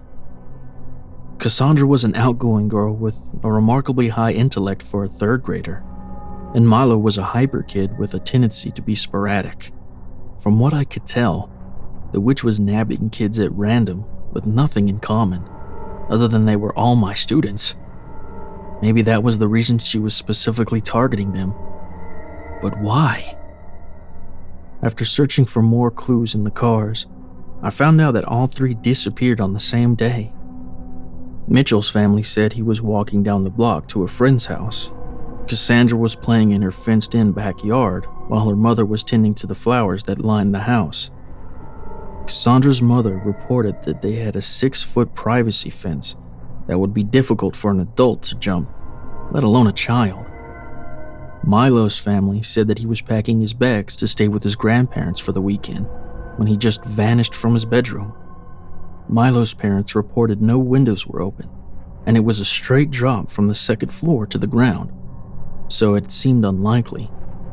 I just shook my head because I knew why. A question popped into my head. Were they trapped in the game? Had the witch somehow made her way into the virtual world of the internet to steal kids? Was that even possible? If she were in there, that would mean she would have access to millions of people that would buy the game. I had to stop her. Back in the game, I started traveling in the opposite direction that I began. Bullet, the main character's German Shepherd, started going crazy and running toward an area directly ahead of us. In the brush, he led me to a pair of sneakers. I checked the reports for each kid and these belonged to Mitchell. He took off again, and a few yards later, he found a dirty baseball cap that belonged to Milo. Not much further was a jacket that was Cassandra's. It was strange that these were all leading in a straight line. Common sense tells you that it's a trap, but I assumed it was part of the plot, so I kept going. Up ahead, I found an old, rotted cabin located in the middle of a clearing. I could hear voices, but they were too far to decipher. Bullet took off as soon as we got into the clearing, charging straight into the old cabin. I ran over there, finding Bullet licking the faces of 3 happy, disheveled kids. None of them would speak. They just stared at me. But the way they stared looked as if they were looking through me, not at me. It took a few moments to look through their dirty, matted states to determine that they were my students. They all sat in a circle on the floor, looking in my direction but not blinking or even moving. "Kids, you okay?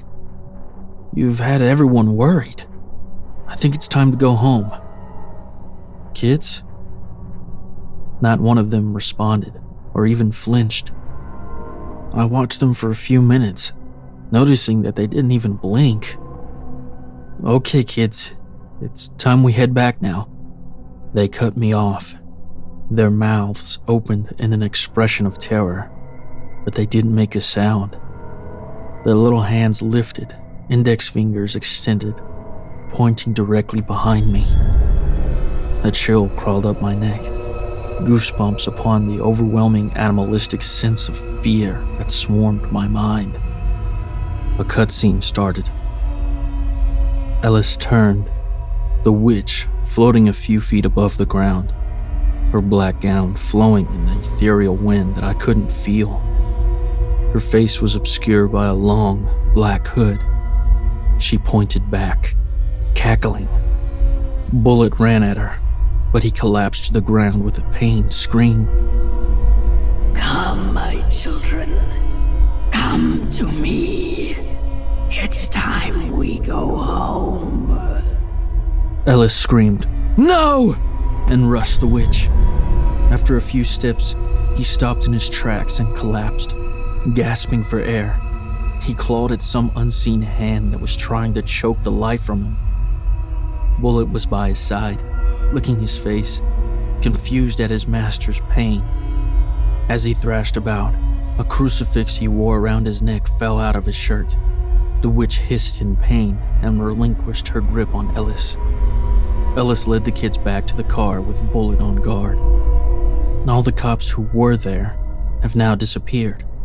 He loaded them into his Bronco and climbed into one of the police cars. Finding a radio, he keyed up. "All units, this is Ellis Lynch. I have located all the missing children. They need medical attention. Anybody there?" After a few agonizing moments, an answer came back. "We read you, Ellis. Are you in the parking lot at the entrance of the Black Hills Forest?" 10-4. I will have them in my Bronco waiting for EMS. The credits began to roll. An ambulance arrives and examines the children. Ellis walks by himself to the edge of the parking lot, staring into the thick forest. Something catches his eye. The witch stood on the ground between some trees. "I'm not done with you yet." The credits keep rolling as the game ended. I looked at my phone. 1 p.m. I hadn't slept in 29 hours. The exhaustion hit me then. I climbed into bed and dreamed the worst dream I have ever endured. The kids are all fine. They were discovered in the woods outside the town just hours after I finished the game. They were scared and, from what I was told, had no idea how they got there. The police have stated that they are still investigating if there is a suspect in their disappearances. Since then, I have been awakened repeatedly every night, dreaming that she is standing beside my bed and whispering threats. I also wake up with scratches, always in threes, on random places on my body. Dagger, my husky, won't come in my room at night anymore. The closest he will get is to the front of the door. I decided to write this as a warning to everyone. The witch told me her plans for what she wants to use the game for. She said she is going to keep taking kids, and if you don't succeed in the game, they will never be returned, and she will become increasingly powerful. After that, I don't know. But for the love of everything holy, don't play the new Blair Witch game.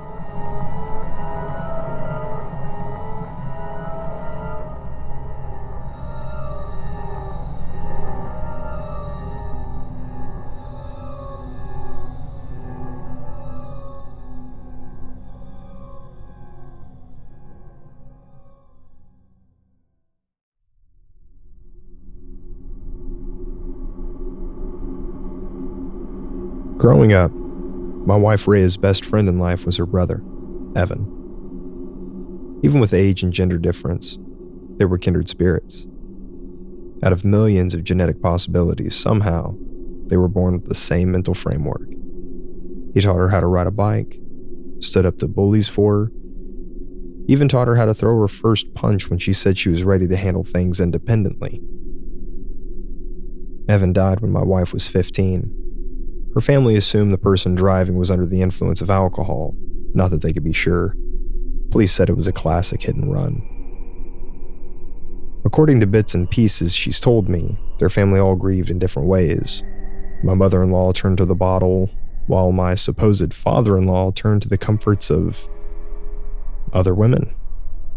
As for Rhea, she decided to get married and leave that hellhole town as soon as legally possible. And that's just what she did. We first met when I was 17 years old. I was blowing off steam after work at a local pool hall. She looked my way and hasn't looked in any other direction since. We got married, moved far away, and soon after had our daughter Ava. Neither one of us had much experience with babies, but that little angel was made for us. She taught us how much love our hearts were capable of, while we taught her how to be the best little person that she could be. The years and milestones flew by. Before long, she had bloomed into a spunky 8-year-old kid. We had just bought a house, packed everything up, and moved 2 states away for better work opportunities. Ava was so young that there was a chance she wouldn't remember much, but we were still worried about how she'd transition into a new home in a new state. We had weighed all the pros and cons for weeks beforehand and ultimately decided that moving was best for us. Things were business as usual until Ava came into the living room with big news one day. She bounced into the living room, the knees of her khakis blackened with dirt. "Hi, Mom. Hi, Dad." She beamed through a smile riddled with discarded baby teeth. "What have you been doing out there, Boo Bear?" Rhea asked. "Your pants are filthy. You'll need a bath later on, don't forget." "Ugh, I just took one last night," Ava whined, pulling an orange autumn leaf from her wild hair. "I was outside planting flower seeds. I snuck some in the cart with Dad the other day at the hardware store." She interrupted me before I had time to speak. "The good news is, I made a new friend today." That's nice," my wife said dismissively, her face once again buried in her phone. "Flower seeds? This time of year?" I interjected. "Oh, sweetheart, the last thing I want to do in life is hurt your feelings, but it's just the wrong time of year for that. Thanksgiving is almost here and the ground will likely be frozen by then, my love."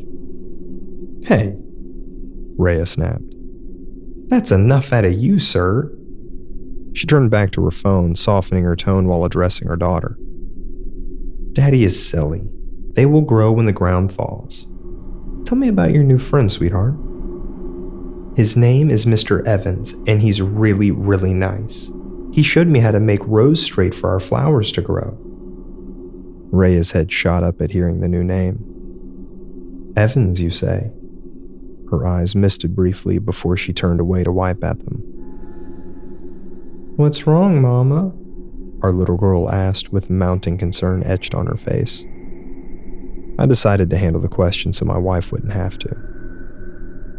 Mommy had an older brother named Evan, sweetheart. She just misses him is all. She'll be okay. Rhea straightens up once I say this, walking over and giving Ava a massive hug before leaving the room to make grilled cheese and tomato soup for our lunch. A week had gone by, and by that time Ava had talked about Mr. Evans quite a bit. She couldn't tell us how old he was, and she never left the front yard. After the third time she mentioned him, I decided to watch her through the window during playtime. I never saw anyone else in the yard, just Ava talking to herself and picking up rocks. After seeing that, I assumed Mr. Evans was an imaginary friend, conjured by our daughter to ease the pain of leaving her friends behind back home. My wife, however, wasn't so sure. Rhea rushed up to me, eyes alight with excitement. "It's Evan. My brother's been watching over us this whole time." I looked at her incredulously as she paused to catch her breath. "Ava was just outside, singing a song that we made up as kids. When I asked her where she heard it, she said Mr. Evans told her to ask her mom." Grateful tears began streaming down her face. I didn't have the heart to tell my opinion on the matter. We had been sleeping strictly back to back for weeks as it was. I hadn't seen her that happy since before the move. Still, though, I had to flirt with the issue. "Honey, are you sure it's not just an imaginary friend that she's made up for herself? This Mr. Evans didn't show up until after we moved, after she was forced to adjust to new surroundings and a new life." My wife's eyes bulged in disbelief just before she whipped her head away as if it was slapped. After a few moments, she returned her gaze to me, cold as stone. Her jaw was clenched in bitter anger as the grit in her voice traveled through our living room. "Why? You're asking why? What does it matter? He's here now. You think I'm crazy, don't you? Well, I'm telling you that there is no way she could have learned that song without someone teaching it to her." I raised my hands in defeat, not wanting to press it and further upset her. "All right, Rhea, all right," I conceded. "I'm sorry I doubted you. Just keep an eye out, okay? This whole thing makes me nervous. We should just get some sleep. It's a big day tomorrow, lots to do." The next afternoon, Rhea ran to our kitchen table handing me a dirtied Polly Pocket figurine.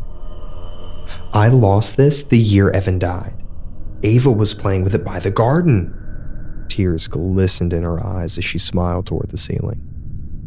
"It's a sign. There's no denying it now." Just then, we were interrupted by happy squeals from the front yard. The front door banged against the wall behind it, making us both jump as our daughter burst into the kitchen. "Mommy, Mr. Evan wants to come to dinner tonight. It is Thanksgiving after all. Can you set an extra plate?" My wife giggled with astonishment and nodded eagerly. I gently grabbed her elbow, a terrible feeling in my gut. "Rhea." The look she gave me stopped me cold in my tracks, the hatred in her eyes stealing the words from my tongue. We prepared dinner together that night. We stood side by side in that kitchen as a family. But no one spoke but Ava. You'd never be able to tell that my wife was mad by the way she flitted about the kitchen, preparing everything with extra care. There was a moment we shared a laugh. Ava was shucking corn cobs unsuccessfully, continuously fumbling them as they slipped through her tiny hands. We almost reverted to our usual selves, but it was infinitesimally fleeting. Ava set the table for 4, just as expected. We sat down around a steaming, roasted turkey, stuffing, cranberry sauce, rolls, and an array of vegetables. I reached out for a drumstick as Ava wailed in protest. "No, Daddy, we have to say grace first. Dear God, thank you for our food, Kitty, Mommy, and Daddy. Oh, and Mr. Evans too, and..." Before she could finish her prayer, the doorbell rang. My wife and I froze in foreboding confusion as Ava rushed to the door. "Ghosts can't ring doorbells, Rhea," I snapped at my wife. Horror shone in her eyes as she mumbled a lame response. Maybe it's someone else. I didn't bother to answer, only rushed towards the front door. God knows who could have met Ava at the other side of that door. I was too late, however. Moments later, to my horror, she appeared back in the dining room, holding the hand of a dirty older man. We both stood from the table, Rhea rushing over to Ava and grabbing her away from the strange man. I reached in the waistband of my pants only to remember I had taken my gun and holster off when I'd gotten home that evening. The man straightened up, brushed layers of filth off his sleeves, and began to speak. Good evening, Tom. Rhea. My name is Charles Evans. He turned to Ava sharply. Honey, I'm going to need you to go up to your room for a moment. I'll call you down when it's time for ice cream.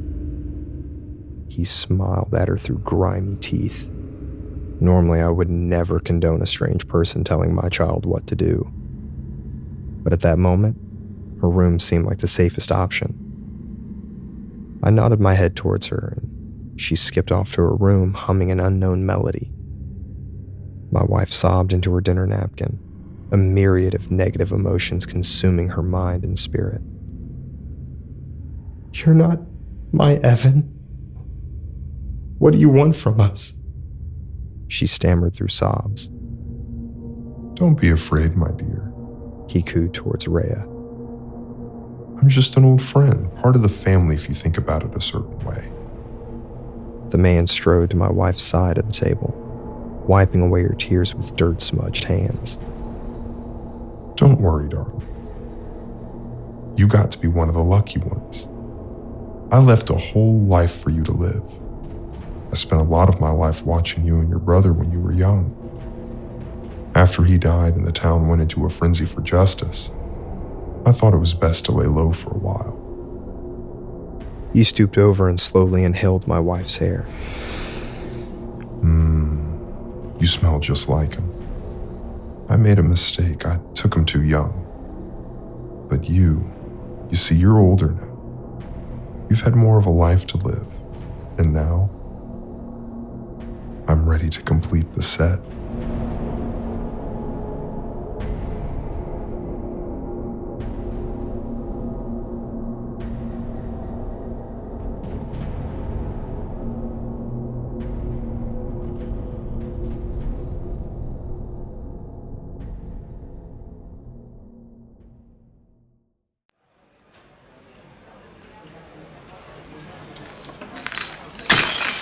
Thomas nearly jumped out of his skin at the waitress, suddenly dropping her tray of glassware a mere 5 feet from his booth. The sound of jingling glass shards and metallic forks bouncing around could be heard long after the accident initially occurred, as they bounce around wildly. This stung Thomas's ears like a swarm of gnats, forcing him to wince in displeasure. He looked up at her, very annoyed, and clutched at his chest instinctively. She chuckled it off with a playful hand gesture, uttering simply, Sorry about that, dear, before leaving to get a broom. Great, he scoffed to himself. The only reason Thomas bothered coming into this dreary cafe in the first place was to try to get some reading done while enjoying a never-ending stream of mediocre coffee. Now, it would take him time to get back into his novel. He tried in vain to re-engross himself in the story he had been enjoying only moments ago. However, the light reflecting off the shattered glassware on his right prevented him from doing so, as it shined straight into his eyes. He let out a deep sigh and closed his book, placing it on the table. When he did so, he caught the eye of a strange-looking man staring back from the booth across from him. This naturally caught him off guard. Thomas had deliberately chosen the booth in the far corner of the diner, so that he would be alone. Perhaps the man was waiting for someone, he thought. He turned to look outside the window, expecting to see somebody approaching the restaurant to meet the strange man. When he did so, however, he saw nobody behind him. Okay, Thomas thought. So, he is looking at me. He turned back around, but to his surprise, the man was gone. He was no longer at the booth across from him. Good morning, sir. The man now stood directly at the edge of the booth next to Thomas. Jesus Christ! He shouted, once again clutching his chest in reflex. Oh, my apologies, sir. I didn't mean to frighten you. I'm but a simple traveling salesman. I was wondering if you might spare me a moment of your time. Look, buddy, he retorted, sounding audibly pissed beyond belief. I ain't buying shit from you, all right? Just leave me be. Oh, but I must insist, sir. The offer I have prepared for you today is simply too good to pass up without at least hearing the offer. I would feel just terrible if you weren't at least made privy to my product before you politely told me to fuck off. Thomas looked up at the man, perplexed by the last line. He spoke like someone from a used car commercial, undeniably disingenuous in his projected positivity. The last line had an air of condescension in it, yet he smiled the entire time he did so. The man projected power through his candor and mannerisms, as though he performed the speech 1,000 times, and Thomas was just like any other client for him. It was as though he were child's play, and the man knew exactly what to say to get what he wanted. I'll make you a deal, sir. If I haven't caught your attention by the time our lovely waitress returns to clean up this mess, you won't even have to tell me to leave. I'll depart of my own accord. Now calmed down, Thomas finally had a chance to look the man over. He wore a pitch-black fedora with a stripe of purple encircling the base. Subsequently, a near-black business suit with a purple tie. He had visible wrinkles along his cheeks and under his eyes, which were the only identifiable signs of the salesman's age. Thomas estimated him to be in his mid-40s. His shoes were shined to near perfection and contrasted drastically with the shards of glass beneath them. In his right hand, he held a briefcase. The briefcase bore an odd-looking golden sphinx-like symbol at the center and was chained to the man's wrist. What an odd look. I can see you're thinking it over, sir, he said, interrupting Thomas's thoughts. That shows me you're intrigued, and that's all I need, he said, sitting across from him. Thomas went to raise a finger in protest, but it was too late. The man sat comfortably on the bench, his fingers interlocked and resting atop the table. He stared at Thomas with hungry eyes and an equally hungry smile. Thomas felt like a seal being stared down by a great white shark, like he didn't have a choice in the matter, even though he clearly did. He felt paralyzed in his seat, powerless to fight back against the man's charms and vernacular. Now then, he began. We got approximately 52 seconds before Dana arrives to pick up this mess of hers. So allow me to cut straight to the point so I can get your attention before that happens. I am a salesman, as I said before, and I'm sure you could figure that out from a mile away. What I guarantee you have not been able to deduce, however, is the unique catalog of services I provide to my clients. Thomas eyed the man suspiciously. Look, man, I don't swing that way if that's what you're... Oh, goodness, no, sir, the man said, throwing up his hands and chuckling loudly. I assure you, this is not that kind of proposal. Unless you want it to be. He said that last part in a sarcastic tone, leaning in and giving a wink. Thomas stared back, unamused. I'm kidding, jeez. I'm still working on my stand-up routine, but I didn't think I was that dead in the water. Well, as I was saying, I offer a very unique number of services to my clients. The one I have prepared for you today is tailor-made for your predicament. How long did the doc give you, Thomas? 6 months at most, right? It's been 2 since the diagnosis, so things aren't looking so hot, are they? Thomas felt his stomach jump into his throat and a deep chill run down his spine. Before he had time to process either of these feelings, the waitress returned with a broom and dustpan. He watched her walk up to his left side and begin to clean out of the corner of his eye, but he never directly looked at her. He never took his gaze off the mysterious man. He just sat there staring at him as he tried desperately to figure out how he could have possibly known that about him. Thomas had no family. He had confided the details of his condition to nobody other than the doctor and a single priest. So how could this man possibly know that about him? Has this guy been following me? What else does he know about me? Could I... Thomas! The man shouted, interrupting his thoughts. Huh? He replied. The lovely waitress here asked you a question, Thomas. It's not polite to ignore somebody when they speak to you, let alone not even look at them. He turned his gaze to the waitress. I'm sorry. What was the question? I just wanted to apologize again for frightening you earlier. And I was just wondering if maybe you needed a refill on your coffee, sir? He looked back at the man, who now had his elbows on the table and was resting his chin on his interlocked hands. Well, Thomas, a fresh cup of coffee sounds good right now, doesn't it? Turning back to the woman, he muttered softly. No, thank you. She nodded and walked off with shards of glass in her bag, leaving the two of them alone. Now I have your attention, don't I? He said, curling his lips into a mischievous smirk. Who the fuck are you? Thomas retorted. I already told you, sir. I am but a simple traveling salesman. I live for the thrill of the sale. I make my living wandering from place to place and providing my services to those in need I encounter all over the world. And you, my friend, are in dire need of my services. I assume you'd feel more comfortable talking to me if you got my name, though. So, you can just call me Vito. Okay, Vito. How do you know about my situation? Oh, I know much more than just your situation, Thomas. The mention of his name once again sent chills down his spine. He never told the man his name, nor did the waitress call him by it earlier. Obviously, I know your name.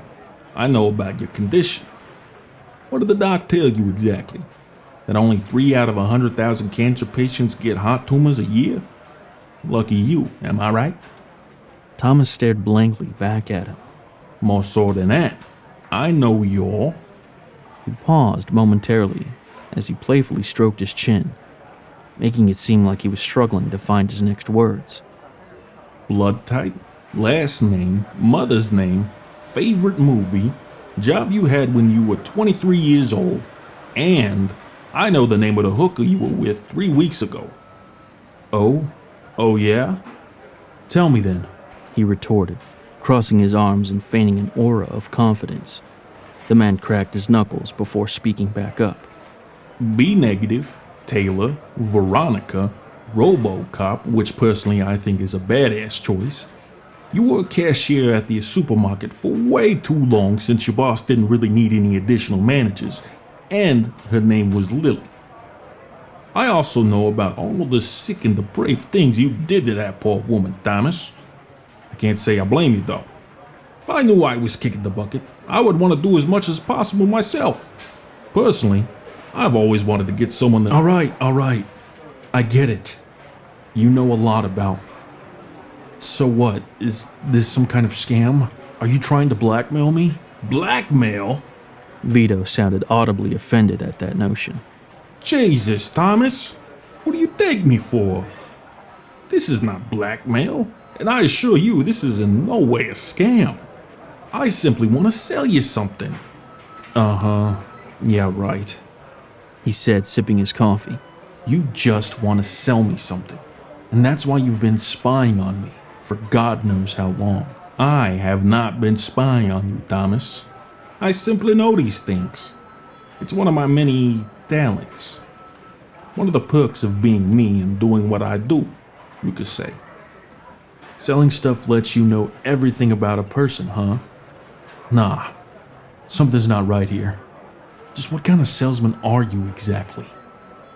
With a slight curl of his lip, he slowly placed the briefcase that had been sitting on the bench onto the table and turned it around so the opening faced Thomas. One of a kind. Before Thomas could respond, Vito rotated the dials on the case lock to read 805 and unlatched it, exposing its contents to him. What lay before Thomas in the case was something he could have never predicted. Never in a million years would he have guessed the cargo this man had been carrying with him all this time. Nor would he have guessed such an item was attainable, let alone comprehensible, to exist. When the salesman opened the case, Thomas found inside of it everything.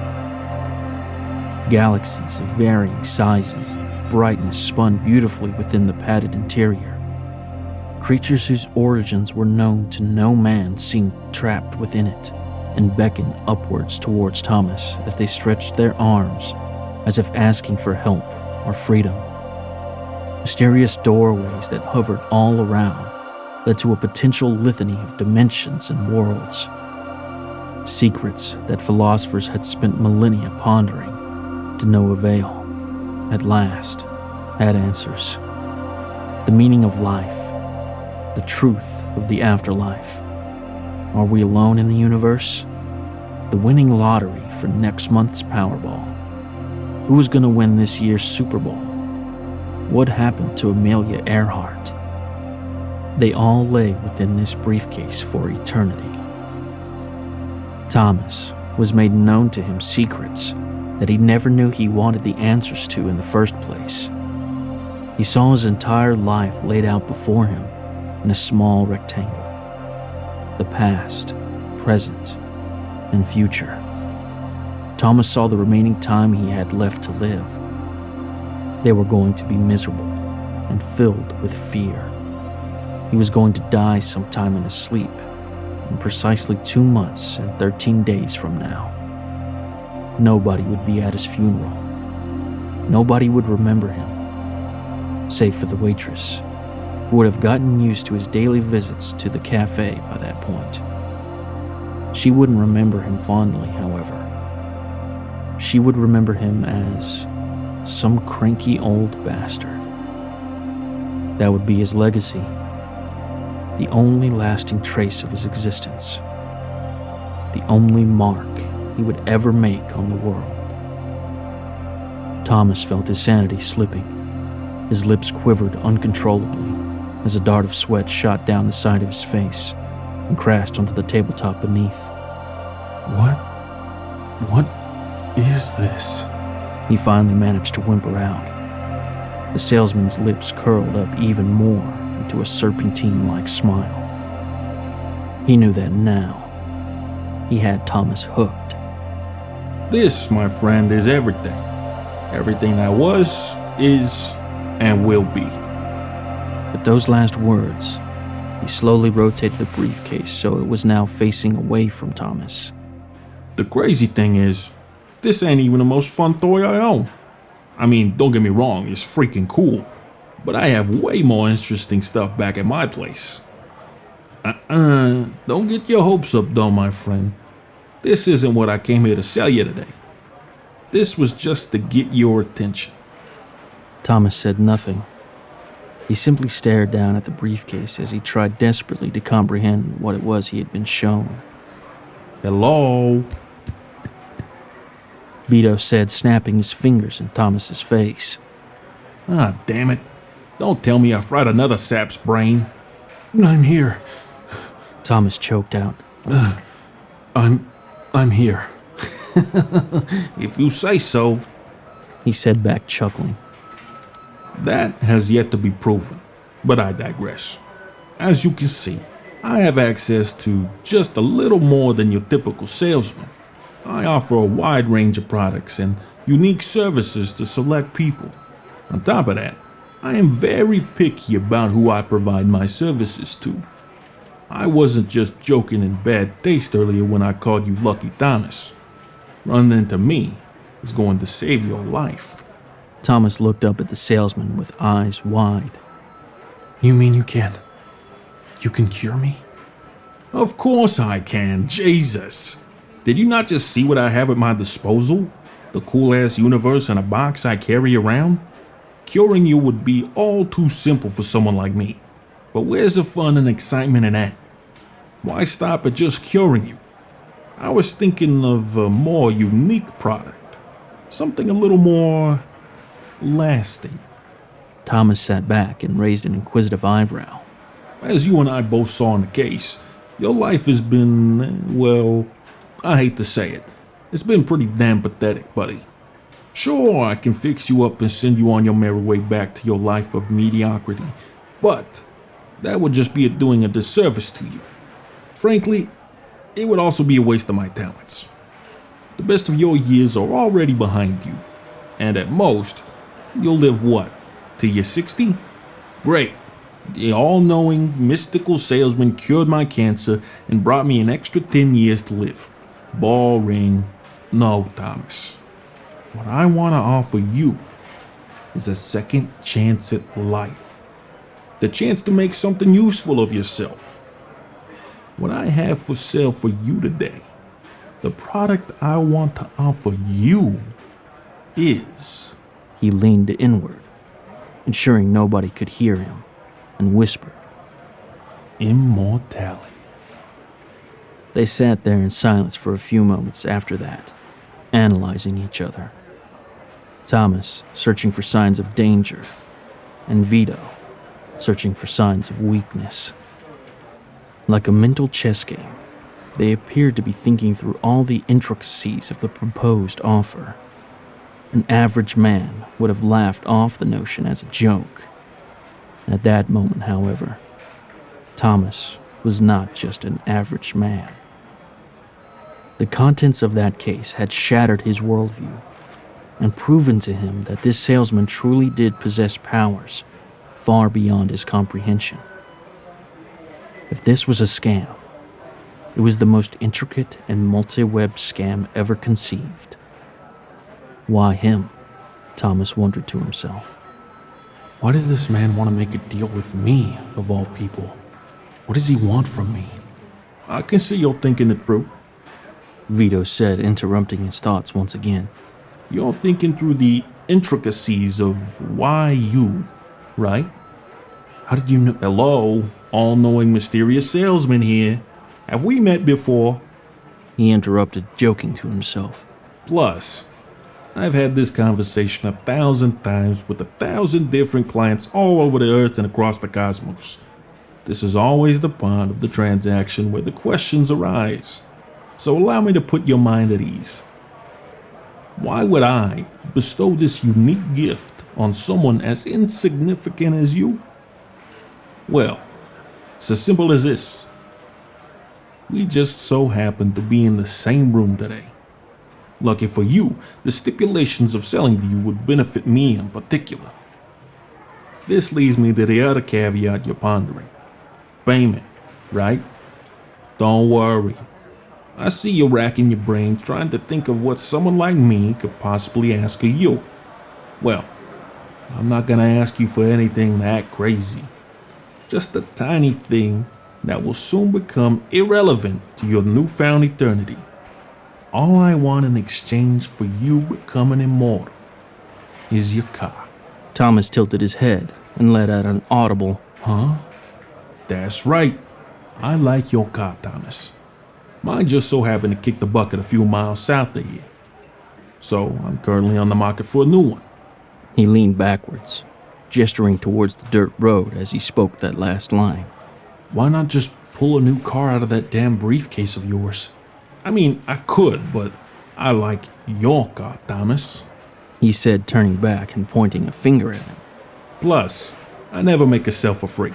I don't do charity and never will. Gotta give something to get something, you know? It's a matter of principle for me. So what do you say? Are you ready to finally make something of yourself? Are you ready to accept my offer today and become immortal? Oh, my kitten, of course you are. A smart guy like you wouldn't turn down an offer like this now, would you? Thomas sat there in silence for a moment, pondering it. His thoughts began to run wild as he conversed with himself, trying to reach a decision. He just wants my car? This is all so strange. everything seems like a big game to this guy. But then again, when you're hauling around a universe in a box, I guess everything would seem like a big game to you. Maybe he really does just like the look of my car. Maybe he really wants to help me. But he can't do it unless an exchange of some kind is made. Or, as I thought earlier, he's bored with his infinite power and is just fucking with me to pass the time. Either way, I saw what my life turns into without this man's help. I'm going to die in 2 months.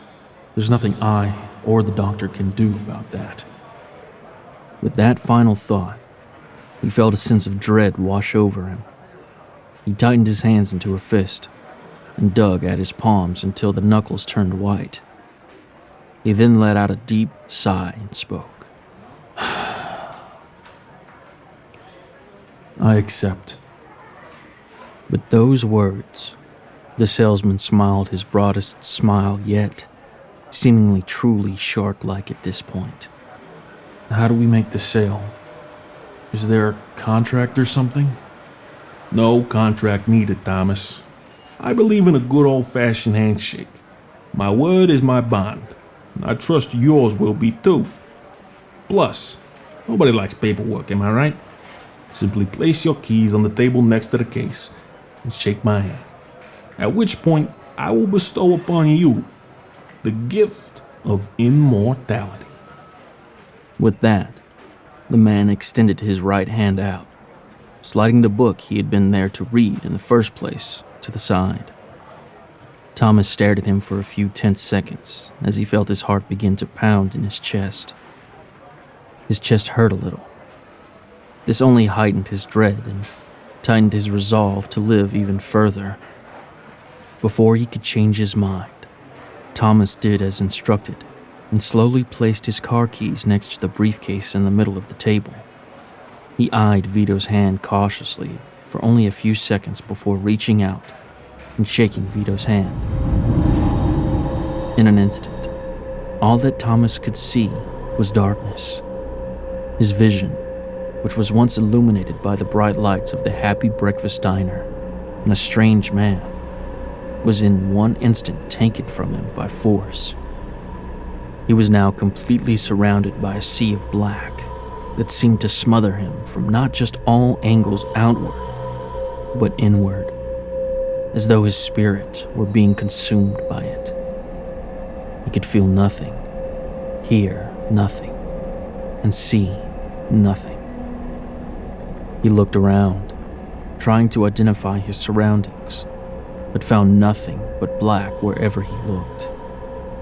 There was no bottom, no left, no right. It was just an empty black void. He thought he could make out a twinkling of stars far off in the distance, but they were faint and barely visible. Then he looked up. When he did so, he felt a cold chill run down his spine, the first real sensation he had experienced since arriving at this strange realm.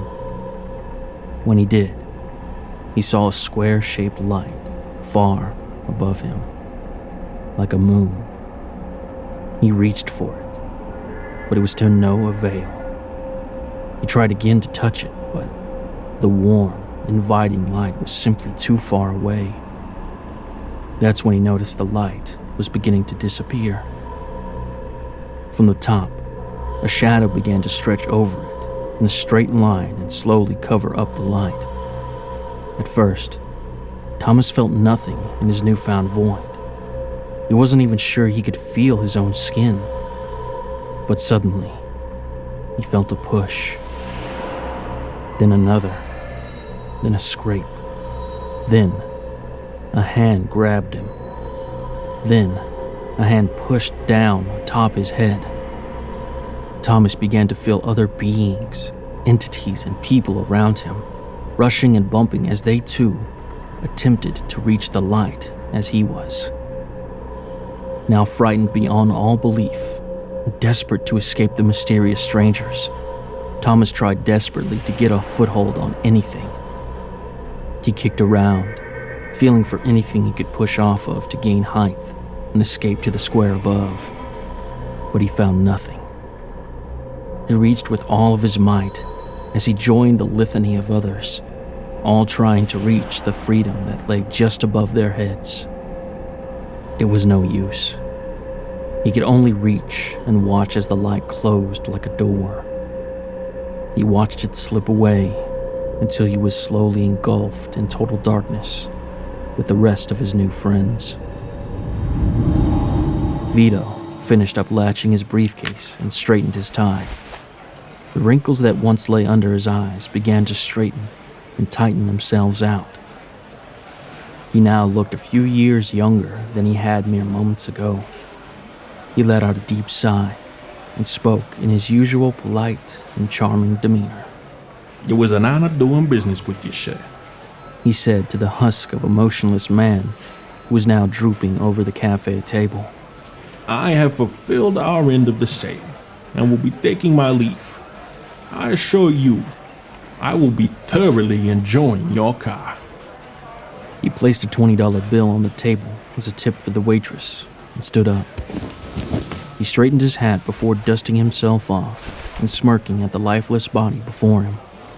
I hope you enjoy your new immortal soul and the eternity you now get to spend with it. With that, he exited the cafe, twirling his newfound keys with one finger and whistling aloud. Then he started up the car and drove off north, down the dusty road.